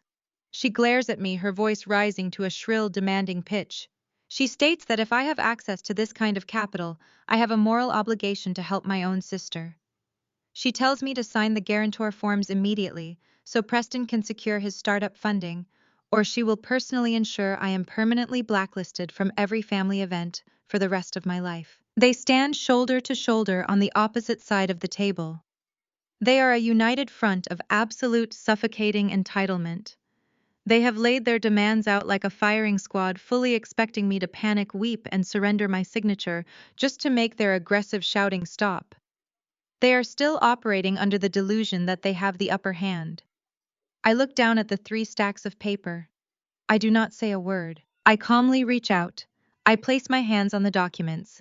I gather Vernon's extortion demand, Trevon's malicious custody surrender forms, and Jasmine's parasitic loan papers into a single combined pile. I tap the bottom edge of the papers against the mahogany table, squaring them up neatly, aligning the edges with absolute meticulous precision. The family watches me in breathless silence. They mistake my calm organization for submission. Clarice lets out a long, audible sigh of relief. Trevon crosses his arms, a triumphant, sickeningly smug smile returning to his face. Vernon nods approvingly, reaching into his pocket to retrieve a silver Montblanc pen for me to use. I do not reach for the pen. Instead, I move my left hand under the lip of the custom mahogany table. I locate the concealed flush-mounted brass button installed directly into the wood. I press it. A sleek rectangular panel in the center of the table smoothly slides open. A heavy-duty commercial-grade industrial shredder seamlessly rises from the concealed compartment, locking into place with a quiet, expensive mechanical hum. Vernon freezes the silver pen halfway out of his pocket. Trevon's smug smile instantly vanishes. Jasmine gasps, taking a sudden step back. I maintain unbroken deadpan eye contact with Vernon. I slide the thick, perfectly aligned stack of their combined demands directly into the steel blades. The heavy-duty motor roars to life. The sound is violent and absolute. The steel blades grab the thick parchment, tearing through the legal jargon, the extortion demands, and the custody threats with merciless efficiency. The machine grinds their supreme entitlement into hundreds of thin, meaningless white ribbons. The shredded confetti drops silently into the concealed bin below. The sound of the shredder finishing its work and spinning down to a quiet hum fills the massive room. I brush a microscopic speck of paper dust off the lapel of my Alexander McQueen suit. I look up at my family. Their jaws are slack. Their eyes are wide with profound, sudden terror. The physical destruction of their paperwork has finally shattered their delusion. They suddenly realize they are not standing in a borrowed house. They suddenly realize I am not playing a game. The mechanical hum of the industrial shredder dies down, leaving behind a silence so profound it rings in my ears. For 3 agonizing seconds, no one moves. They just stare at the empty slot in the mahogany table where their million-dollar demands and vicious legal threats just vanished into confetti. Then the shock shatters. Trevon's face twists into a mask of pure, unadulterated rage. His ego, fragile and massive, simply cannot process the blatant defiance. The veins in his thick neck bulge against his collar as he lunges forward, slamming both of his heavy fists down onto the polished wood of the table. "What the hell are you doing?" he roars, the sound tearing through the elegant room. He leans across the expanse of the table, his eyes wild, spit flying from his lips. "Are you out of your damn mind, Keisha? Do you have any idea what you just did? I brought those custody papers as a courtesy. I am going to call the police right now and have you thrown in a psych ward. I will take Malik and Zuri from you permanently by tomorrow morning." Preston immediately joins the chorus, his voice shrill with panic. He steps up beside Trevon, waving his arms frantically. "My loan documents! Those were original notarized copies, you stupid witch! Do you know how much capital is on the line? I am going to sue you for everything you have." Vernon steps forward, his face a terrifying shade of crimson. He points a trembling, furious finger directly at my face. You ungrateful, insolent child, I demand you retrieve those documents right now. You will not disrespect the head of this family in this manner. Clarice is clutching Jasmine's arm, hyperventilating, entirely unable to process the total subjugation of her designated scapegoat.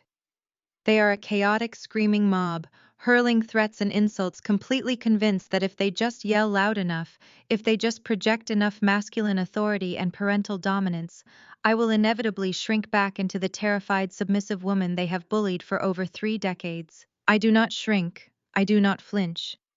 I stand perfectly still at the head of the table, letting the tidal wave of their verbal abuse crash uselessly against me. I wait until Trevin pauses to take a breath, his chest heaving with manufactured outrage. Then, with agonizing slowness, I raise one single manicured finger into the air. I do not say a word, I simply hold my finger up. Instantly, a heavy metallic clack echoes through the grand room. The massive 12-foot mahogany dining room doors swing shut with a forceful slam, the electronic deadbolts engaging with a definitive, inescapable click. The sound cuts through their shouting like a gunshot. Trevin spins around, his eyes darting toward the locked doors. Vernon stops mid-sentence, his pointing finger slowly lowering. From the deep recessed alcoves lining the perimeter of the dining room, the shadows detach themselves. 4 massive, heavily armored private security guards step forward into the bright light. They are dressed in immaculate black tactical suits, their expressions entirely blank, their hands resting comfortably near the holstered weapons at their hips. Marcus, my head of security, steps out from behind a towering marble pillar directly behind Trevon. He crosses his thick, muscular arms over his chest, staring down at my ex-husband with the cold, detached gaze of a predator observing cornered prey. The transformation of the room is instantaneous and absolute.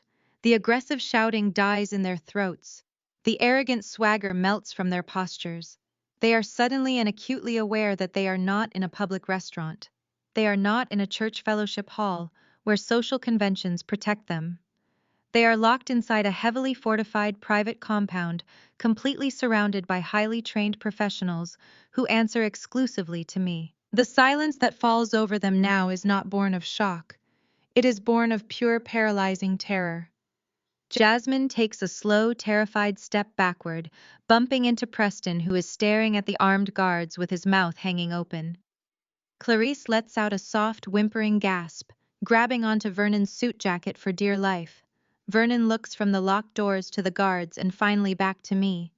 His patriarchal authority has entirely vanished, leaving behind nothing but a scared, powerless old man. I place my hands flat on the mahogany table and lean forward slightly. I told you to come here so I could give you what you deserve, I say.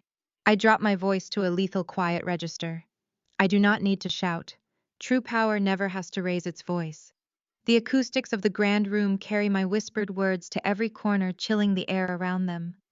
You walked into this house complaining about the decor, insulting my clothes, and treating my property like a public bus station.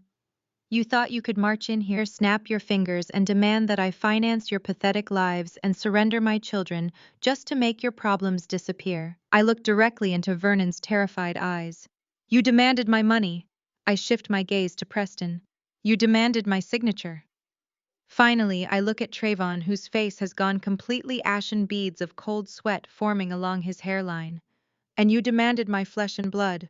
You all stood in front of God and the entire congregation on Sunday and told me I was a failure. You told me I had nothing. I straighten my posture, letting the diamonds at my throat catch the light. Well, you were right about one thing. I brought you here to give you exactly what you have earned, and none of you deserve a single dime. Clarice finally finds her voice, though it is nothing more than a pathetic, trembling croak. Keisha, please, what is this? What are you doing to your family? I ignore her completely. Her tears mean absolutely nothing to me anymore. I reach down into the hidden compartment, beneath the mahogany table. My fingers brush against the smooth, cool leather of the documents I prepared earlier this afternoon. I pull out 3 thick, heavy red leather-bound dossiers and place them on the table in front of me. The rich crimson color of the leather stands out violently against the dark wood. These are not mere folders. They are meticulously compiled, weaponized volumes of absolute destruction. Inside these covers lies the forensic accounting. The private investigator reports the hidden emails and the undeniable proof of every single lie, fraud, and betrayal these people have committed over the past decade. The family stares at the red dossiers as if they are live explosives. The air in the room is so thick with anticipation and dread that it is hard to breathe. I pick up the first dossier. It is heavy-weighted with the sins of the man standing in front of me. I look dead into Trevin's panicked, sweating face. I flick my wrist, tossing the heavy red leather dossier across the polished table. It slides smoothly across the mahogany and hits Trevon directly in the center of his chest with a loud, satisfying thud. He instinctively fumbles to catch it, pulling the damning weight of his own secrets against his body. I smile, a cold, merciless expression that does not reach my eyes. Let's start with the deadbeat, shall we? Trevin's thick fingers fumble clumsily against the smooth red leather. He manages to catch the heavy dossier before it slides off the edge of the mahogany table, pulling it against his chest, as if the impact physically knocked the wind out of him. He looks down at the embossed cover, his brow furrowing in deep, panicked confusion. The absolute certainty that he held all the cards just seconds ago is rapidly dissolving into a primal, suffocating fear. His breathing turns shallow and rapid, the sound loud in the dead silence of the room. He flips the heavy cover open. His eyes dart down to the first sheet of crisp white paper. I watch the exact magnificent moment his brain attempts to process the impossible string of numbers printed next to my name. I watch the color completely drain from his face, leaving his skin a sickly ashen gray. Page 1 is my actual bank statement. I announce, my voice slicing through the heavy air. It is cold, sharp, and entirely devoid of mercy. Take a very close look at the bottom line, Trevon. Count the zeros. You marched into a church fellowship hall on Sunday and loudly announced to the entire congregation that I could not afford to keep the lights on in a rented townhouse. You bet your entire fragile ego on the assumption that I was destitute. That statement proves that I can buy and sell your entire fabricated existence before my morning coffee. Trevin's mouth opens, but no sound comes out. He blinks rapidly, his eyes tracing the 9-figure balance again and again, as if the ink might magically rearrange itself into a number he can comprehend. His hands begin to tremble violently, the thick paper rattling in his grip. Turn to page 2, I command. He obeys mechanically, his fingers clumsy and numb. Page 2 is the executive summary from a team of private investigators and forensic accountants I hired the day you filed your fraudulent custody papers. I state, projecting my voice so every single person in the room hears the absolute destruction of his character. It details every single offshore shell company, every hidden LLC, and every dummy corporation you have used to hide your assets for the past 4 years. It tracks the wire transfers from your fake consulting group straight to the dealership for your leased Porsche. It tracks every single dollar you funneled through the Cayman Islands to avoid paying child support for Malik and Zuri. You stood in front of a family court judge, swore under oath that your business was failing, and claimed you were practically bankrupt. Meanwhile, you were wiring hundreds of thousands of dollars to overseas accounts to fund your pathetic need to look like a mogul. Trevin lets out a strangled, breathless sound. He looks up at me, his eyes wide with a terror so pure it is almost intoxicating to witness. Keisha, please, he whispers, his voice cracking. Where did you get this? How did you find? I am not finished, I snap, cutting him off with the precision of a guillotine. Turn to page 3. He swallows hard, his Adam's apple bobbing nervously as he flips to the third document. The heavy official seal at the top of the page seems to physically press him downward. Page 3 is the confirmed IRS whistleblower report I filed against you and your dummy corporations on Tuesday morning, I announce. I handed over 300 pages of your unredacted financial records, wire transfer receipts, and forged tax returns directly to the federal government. You are not facing a minor civil dispute in family court, Trevon. You are looking at a massive multi-million-dollar federal tax evasion indictment. The IRS has already frozen your accounts. By tomorrow morning, you will not even be able to buy a cup of coffee without a federal agent logging the transaction. The sweaty, anxious lawyer standing next to Trevon suddenly jolts into motion. He leans over Trevon's trembling shoulder, his eyes scanning the IRS confirmation letter and the attached forensic summary.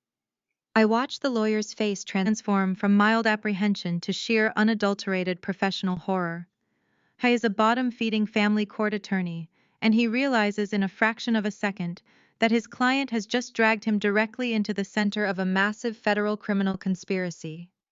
He knows that the IRS will meticulously audit anyone who has represented Trayvon in the past 5 years. The lawyer does not attempt to stammer a defense.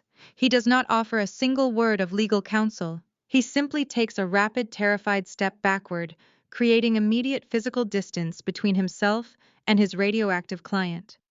He snatches his scuffed briefcase off my custom dining table, snaps the brass locks shut with a sharp, resounding click, and turns on his heel. He practically sprints toward the heavy mahogany doors, waving frantically at Marcus. "Let me out!" The lawyer gasps, his voice high and panicked. "I am no longer representing this man. Let me out of this house right now." I give Marcus a subtle nod. Marcus presses a button on his belt. The heavy doors unlatch. The lawyer throws them open and sprints into the night, abandoning Trayvon without a second thought. Trevon's new fiancée watches the lawyer run. She turns her gaze slowly back to Trayvon, who is still staring at the red folder, paralyzed by the sheer magnitude of his ruin. She snatches the dossier right out of his hands. Her eyes scan the bank statements and the IRS filing. I watch the gears turning in her heavily calculated mind. She realizes instantly that the luxurious lifestyle she thought she was marrying into is a complete mirage. She realizes the man standing next to her is not a wealthy, successful entrepreneur, but a broke, fraudulent criminal who is heading straight for a federal penitentiary. Her perfectly contoured face contorts in absolute disgust. "You lied to me," she hisses, her voice dripping with venom. "You told me you were a millionaire. You told me she was the crazy, broke ex-wife trying to ruin you. You do not have anything. You are going to prison." "Baby, wait, I can explain." Trayvon stammers, reaching out to grab her arm. "I can fix this. Just let me talk to her, I can fix." She slaps his hand away with brutal force. Without a moment of hesitation, she grabs the massive, gaudy engagement ring on her left hand. She yanks it past her knuckle and throws it directly at his face. The heavy diamond hits Trayvon squarely in the chest and bounces off, hitting the marble floor with a sharp, metallic ping that echoes loudly in the quiet room. "Have fun in a federal cell, you broke loser!" she spits. She turns on her impractical stilettos and practically runs toward the open doors, chasing after the lawyer, eager to physically distance herself from the incoming wreckage. Trayvon does not go after her. He cannot.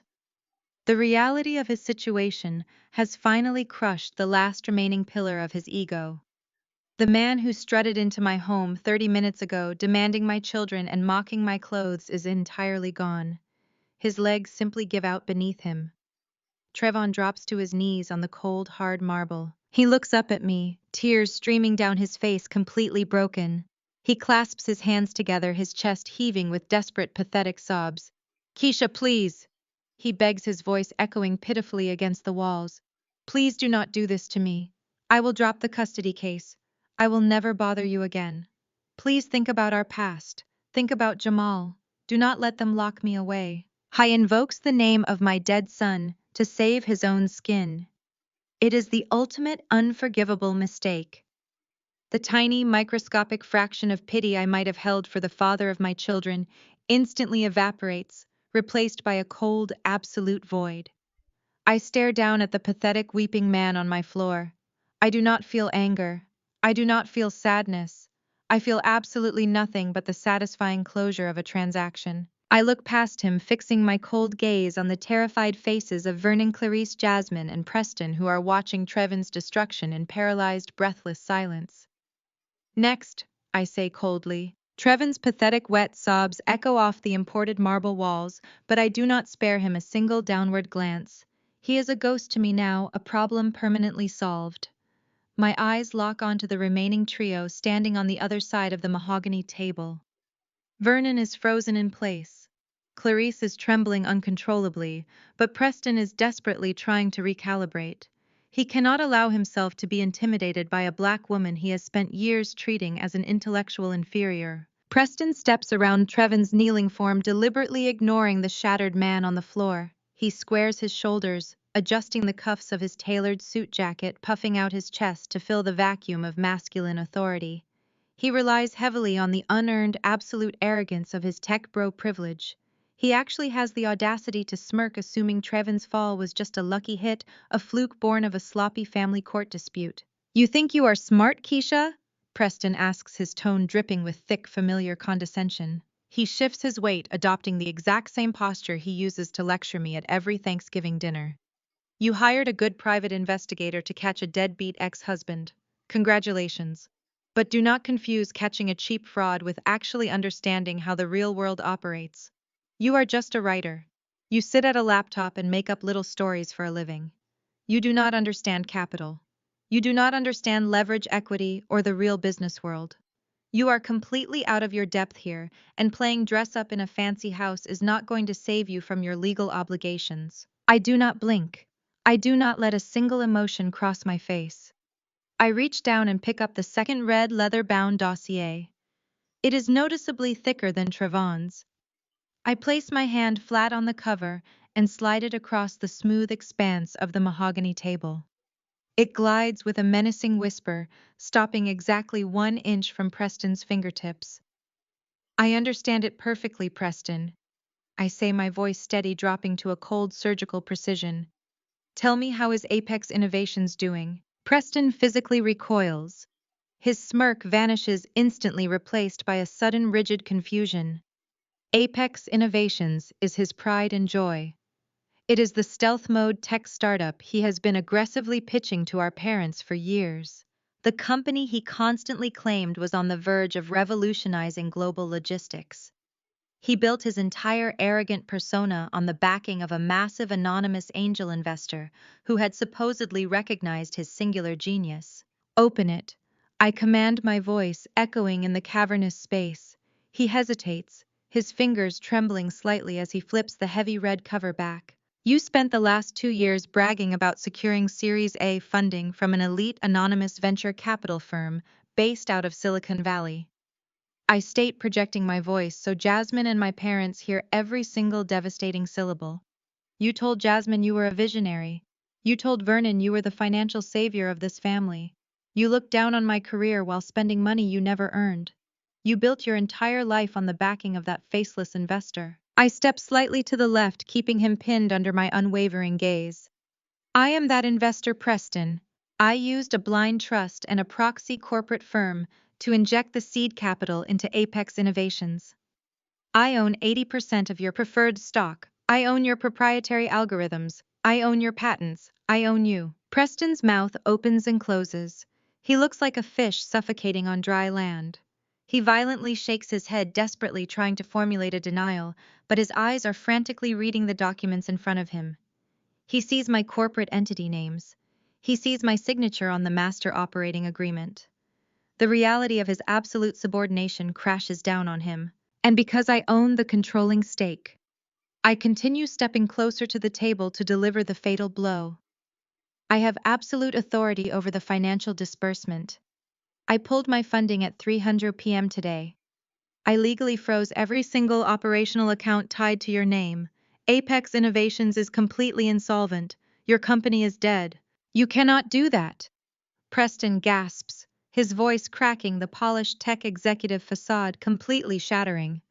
"That is a breach of fiduciary duty. You will destroy the company. You will ruin me." "The company was already destroyed, Preston," I reply smoothly.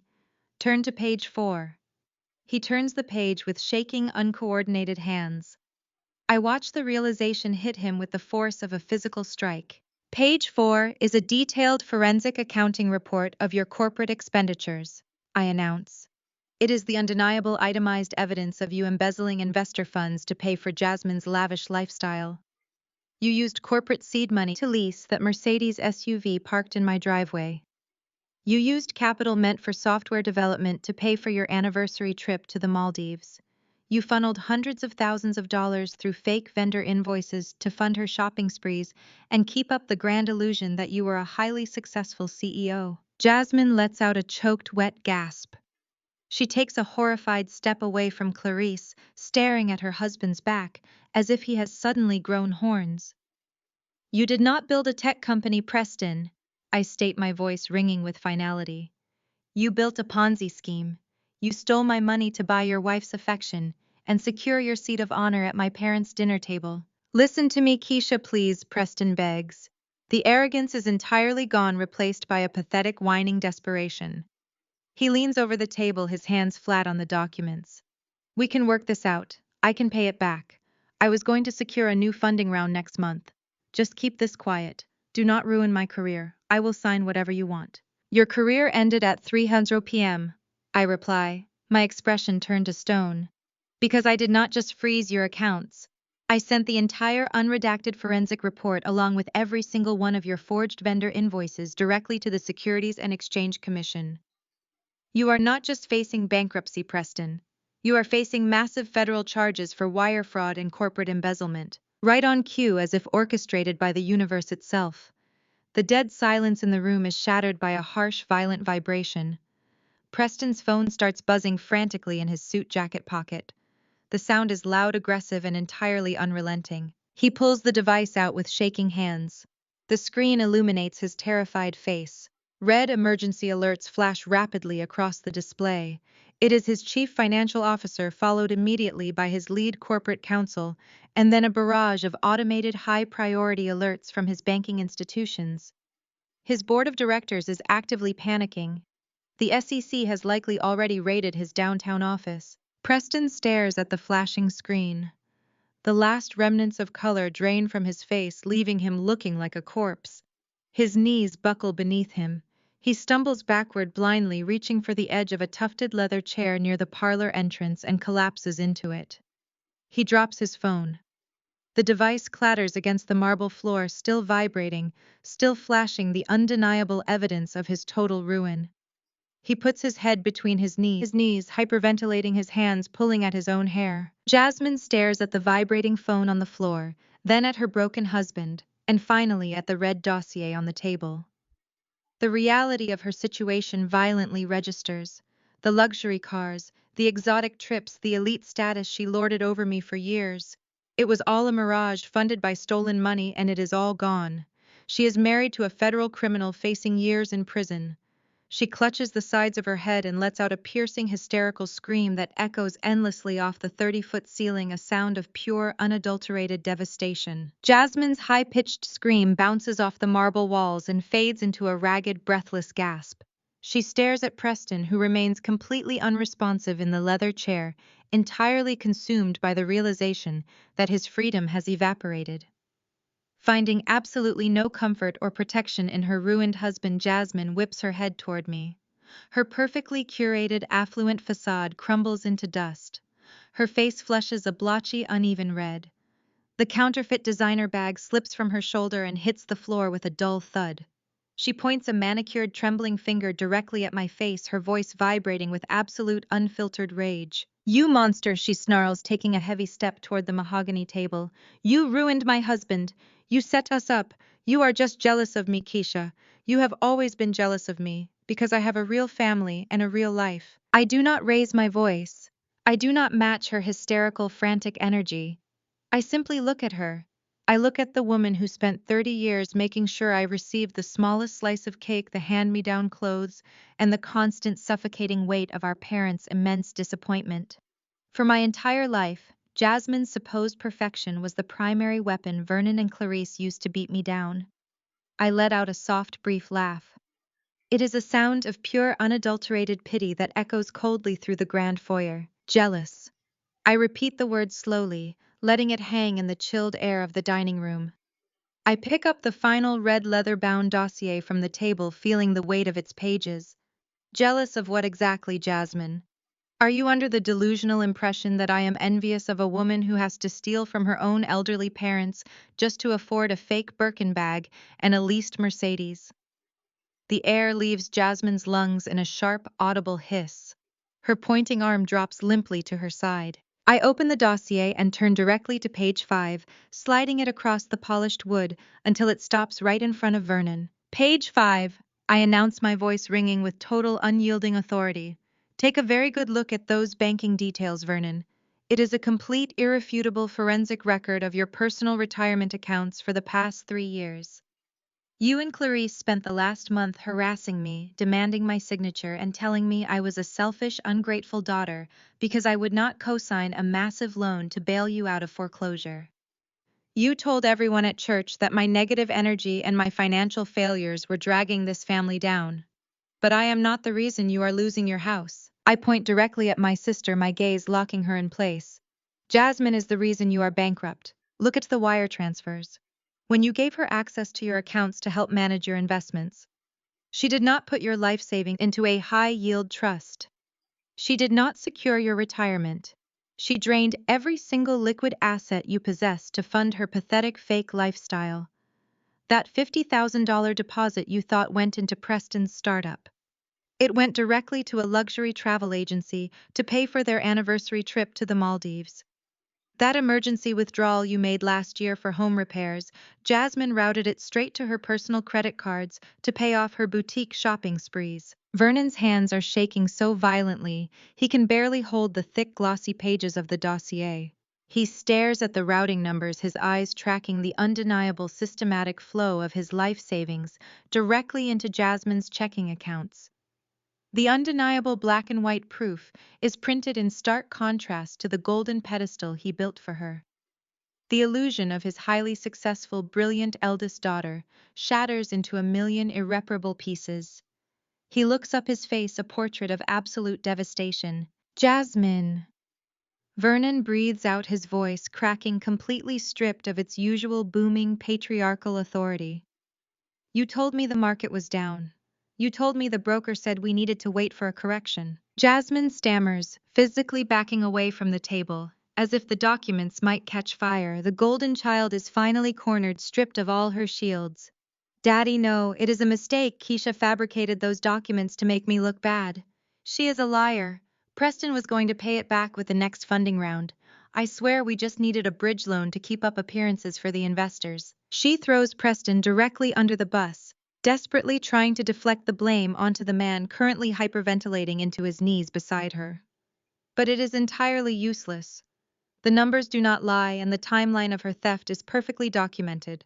She did not borrow money, she bled them dry so she could pretend to be wealthy. Clarice steps forward, moving like a sleepwalker. Her hands hover over the documents on the table. She traces the lines of the bank statements, her perfectly manicured nails trembling against the heavy paper. The realization hits her with the force of a physical blow. The daughter she paraded around as the ultimate success story, the child she used as a benchmark to make me feel entirely worthless, is a parasite who has literally eaten their future. Clarice looks at Jasmine, her eyes wide with a horrifying mixture of profound betrayal and deep revulsion.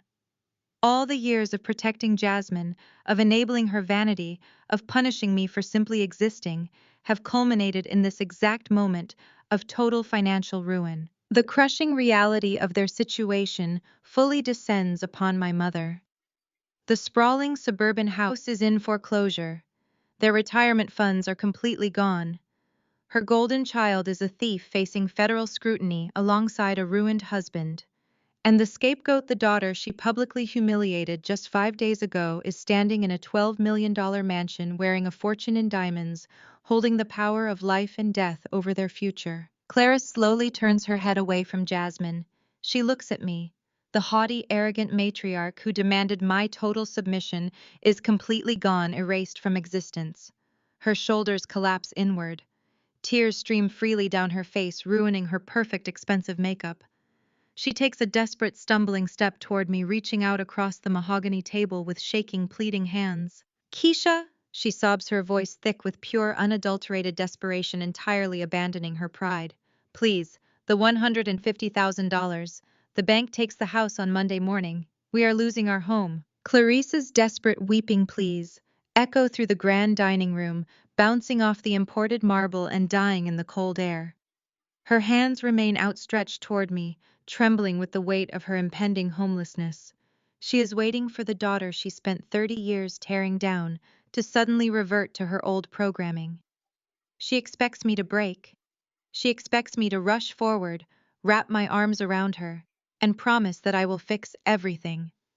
She expects the ingrained desperate need for her maternal approval to override my own self-respect. I do not move a single muscle. I stand at the head of the mahogany table and stare down at the woman who gave birth to me. I look at Clarice and then I shift my gaze to Vernon, the man who stood by and actively orchestrated my lifelong subjugation. I look at the parents who let my son die alone. The memory rises to the surface of my mind, not with the agonizing burning pain it used to carry, but with a frigid absolute clarity. I remember the sterile smell of the intensive care unit. I remember the rhythmic, terrifying beep of the heart monitor failing. I remember calling them begging them to come to the hospital because the doctors said Jamal only had hours left. And I remember Vernon telling me that they were seated at the head table of the annual church gala, that it would look bad if they left abruptly, that people would ask questions, and that I needed to stop being so dramatic. They prioritized a plated chicken dinner and their pristine social image over their dying grandson.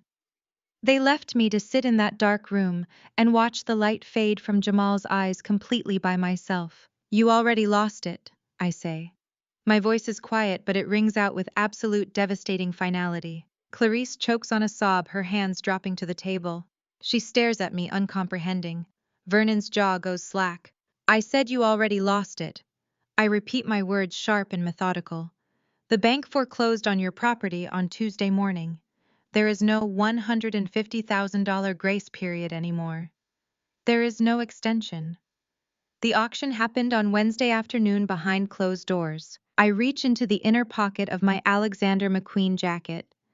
I pull out a single neatly folded document. I drop the heavy notarized deed onto the center of the mahogany table. It lands with a soft slap that seems to suck the remaining oxygen right out of the room. I bought your house at auction. I state, looking Vernon dead in the eye. I purchased it through a blind corporate proxy. Legally, you do not own a single brick of that estate. You are trespassing on my property right now, and I am having you formally evicted on Monday morning. The color completely drains from Vernon's face. The proud, booming patriarch is reduced to a hollow, trembling shell. He stares at the deed as if it is a venomous snake. His entire identity is tied to that sprawling suburban mansion. It is his fortress, his ultimate proof to the world that he is a wealthy, powerful man.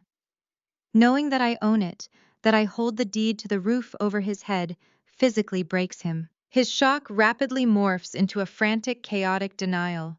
He begins shaking his hands, gripping the edge of the table so tightly his knuckles turn bone white. How? Vernon demands, his voice a harsh, breathy rasp. He looks at me with wild, terrified eyes. How did you do this? How did you afford a $12 million compound? How did you buy out Preston's company? How did you buy my house? You are a writer, Keisha. You write cheap little articles on the internet. You have no capital. You have no equity. Where did you get this kind of money? He is practically screaming now, completely unable to reconcile the broke, submissive daughter he bullied with the woman standing before him, dismantling his entire world. I do not answer him immediately. I reach down beneath the table one last time. I pull out a thick hardcover book. The glossy dust jacket catches the light from the chandeliers. I toss the book onto the table so it lands directly on top of the deed to his house. Vernon stares down at the cover. Clarice stops crying, her eyes widening in sudden, profound confusion. They both recognize the cover instantly. Everyone in their social circle recognizes it. You know that book, do you not, Vernon? I ask, my tone dangerously smooth. It is currently sitting at the #1 spot on the New York Times bestseller list for the 40th consecutive week. Clarice, you hosted a watch party at your house just last month for the season finale of the television adaptation on HBO. You bragged to all your church friends about how brilliant the writing was. You told the entire congregation that the anonymous author was a genius for capturing the toxic, manipulative dynamics of a wealthy family, hiding their dark secrets behind religion and status. Vernon's eyes dart from the book to my face, a sickening dread washing over his features. Open the cover, I command. Vernon reaches out with a trembling hand. He flips the heavy hardcover open to the title page. Right below the famous, mysterious pseudonym that the entire literary world has been trying to unmask for the past 2 years, there is a fresh signature in bold black ink. It is my real name. The realization hits them with the force of a freight train. The blockbuster television show they have been obsessively watching, the brilliant novel they have been recommending to their elite friends. The story about a greedy, narcissistic patriarch and his complicit shallow family. It is not a work of fiction. It is a highly detailed, barely disguised biography of them. And it has made me tens of millions of dollars. Clarice covers her mouth with both hands, a muffled shriek escaping her throat as the sheer humiliating reality of what I have done washes over her. They have been publicly celebrating their own exposure. You called me a poor writer, I say, stepping back from the table, my posture rigid and towering. You told everyone I was a failure. You let Jamal die because you were busy protecting your precious image at a country club banquet. You sacrificed my son on the altar of your reputation. I sweep my gaze across the entire room, taking in the absolute wreckage of my abusers. Trevon is still weeping on the floor. Preston is catatonic in the leather chair. Jasmine is sobbing hysterically. And my parents are staring at the physical proof of their ruin. Well, I say, my voice cold, lethal, and carrying absolute finality. Look at your image now. I raise my right hand and snap my fingers. The sound cracks through the room like a whip. Instantly, Marcus and the three other heavily armed security guards step forward from the shadows, their heavy tactical boots thudding against the marble floor. They move with swift, terrifying precision, surrounding my family in a tight, inescapable circle. Escort them off my property. I instruct Marcus, never breaking eye contact with Vernon. If they resist, call the police and have them arrested for trespassing. I do not wait for their response. I do not listen to Clarice's renewed frantic begging or Trevon's pathetic apologies. I turn my back on all of them. I walk toward the sweeping marble staircase. The sharp, rhythmic crack of my red-soled heels echoes through the grand foyer, a steady, powerful metronome marking the first moments of my absolute freedom. I walk up the stairs and I do not look back. From the expansive landing of the second floor, I stand in the shadows and watch through the floor-to-ceiling windows as Marcus and his team march my former family out the front doors. They do not go quietly. Vernon is shouting empty threats into the cool night air, his face purple with exhausted rage. Clarice is weeping loudly, clinging to her husband's arm, as if her legs can no longer support her weight. Jasmine and Preston stagger behind them, looking completely shell-shocked, their entire fabricated universe having just imploded in spectacular fashion. Trevon is the last one dragged out. He is practically carried by two security guards, his feet dragging across the expensive driveway pavers, a completely broken man. The heavy iron gates of my estate swing shut behind them, locking them out in the darkness. I turn away from the window, feeling a profound, absolute silence settle over my house. It is the sound of total liberation. The fallout over the next several weeks is swift, merciless, and deeply satisfying. It plays out exactly as I engineered it, a fast-paced sequence of unavoidable consequences catching up to people who believed they were untouchable. Trevon's destruction arrives first, wearing dark blue windbreakers with yellow letters printed across the back. The IRS raid on his fake consulting firm happens before he can even attempt to shred his hard drives. Federal agents carry out dozens of cardboard boxes filled with the exact financial evidence I handed them. His indictment for federal tax evasion and wire fraud makes the evening news.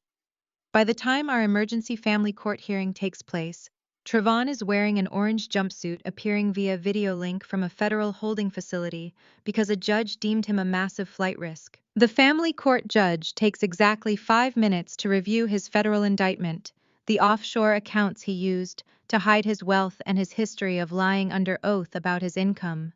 The ruling is immediate and absolute. Trevon loses all legal and physical rights to Malik and Zuri. He is stripped of every parental privilege he tried to use as a weapon against me. As the judge slams the gavel down, granting me sole permanent custody, Trevon buries his face in his handcuffed hands. He will spend the next 10 to 15 years in a federal penitentiary, completely erased from my children's lives. Preston and Jasmine experience a different but equally devastating kind of ruin. The Securities and Exchange Commission descends upon Apex Innovations with lethal efficiency. Preston's board of directors, terrified of federal implication, immediately oust him as CEO, and cooperate fully with the authorities. All of his assets down to his personal checking accounts are frozen and seized to pay back the investors he defrauded. The luxury cars are repossessed in the middle of the night. The designer bags and jewelry Jasmine flaunted at family gatherings are auctioned off by court order to cover Preston's mounting legal restitution. With Preston facing his own lengthy prison sentence and drowning in millions of dollars of debt, Jasmine is forced into a reality she considers worse than death. She has to get a job. The woman who mocked my career and spent her days lounging at high-end day spas now clocks in for 39 hours a week at a fast fashion retail store in a dying suburban mall. She wears a polyester uniform and a plastic name tag. She spends her days standing on aching feet, organizing clearance, bins, folding cheap sweaters, and being screamed at by entitled teenagers, complaining about return policies. She has to duck behind clothing racks when women from her former country club walk past the storefront, her face burning with the ultimate shame of her new reality. Every minimum wage paycheck she earns is immediately garnished to pay off the massive financial hole her husband dug for them. She is trapped in a cycle of endless humiliating labor, completely stripped of her glamorous facade. But the most poetic justice is reserved for Vernon and Clarice. Monday morning arrives with a harsh, unforgiving sun. The county sheriffs pull up to the sprawling suburban estate my father built his entire ego upon. The eviction is formal, public, and entirely legal. They are forced to pack whatever clothes and basic necessities they can fit into the trunk of their aging sedan, leaving behind the heavy mahogany furniture and the crystal chandeliers they can no longer claim to own. They move into a cramped two-bedroom apartment on the wrong side of town, the exact kind of neighborhood Vernon used to lock his car doors when driving through. The loss of their physical home is only the beginning of their punishment. The news of their bankruptcy, the foreclosure, the eviction, and their deep involvement in Jasmine's financial crimes inevitably leaks. It spreads through their elite social circles like a vicious wildfire. It saturates the gossip networks of their massive, wealthy megachurch. When Vernon and Clarice attempt to attend Sunday service clinging desperately to the last shred of normalcy, they find their reality permanently altered. The usher does not guide them to their usual seats of honor in the front row. Vernon is quietly informed that he has been removed from the deacon board pending a review of his moral and financial standing. Clarice's high society friends suddenly look the other way when she walks down the aisle, refusing to make eye contact. The silence when they try to join a post-service coffee hour conversation is deafening.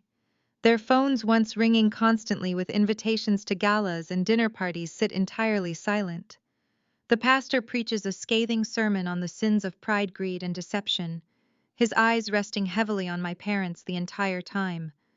They sit in the back pew, isolated, disgraced, and completely shunned by the community they worshipped.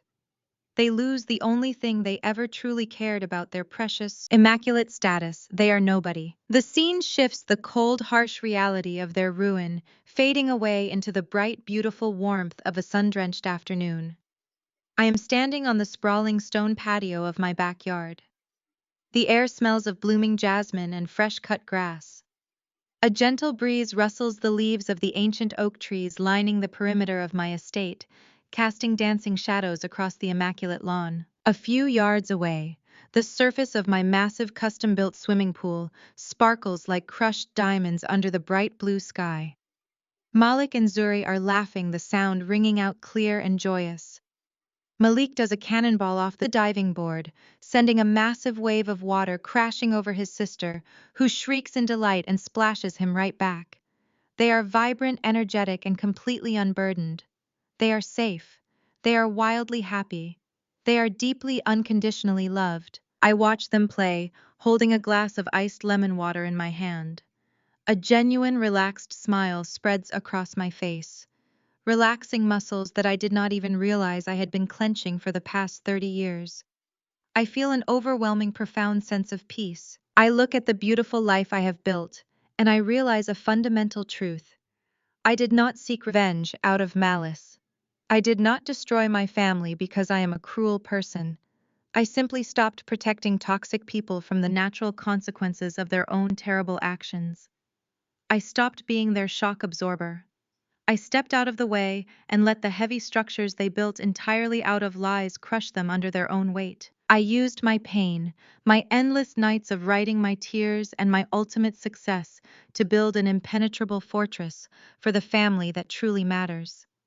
I built this empire to protect my children, to give them a life where they will never know the feeling of conditional love or the sting of being deemed a failure by the people who are supposed to champion them.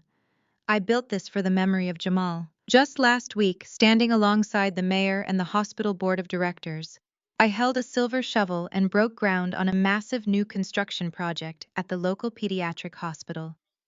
The Jamal Legacy Wing will be a state-of-the-art facility dedicated to advanced pediatric care, fully funded by a permanent trust I established. My son's name will live on etched in stone, representing hope and healing for thousands of families facing the unimaginable darkness I once faced alone. I turned my deepest grief into a beacon of light. Family isn't always defined by blood. Sometimes the most loving thing you can do for yourself is to change the locks and let the toxic ones stay outside in the storm they created.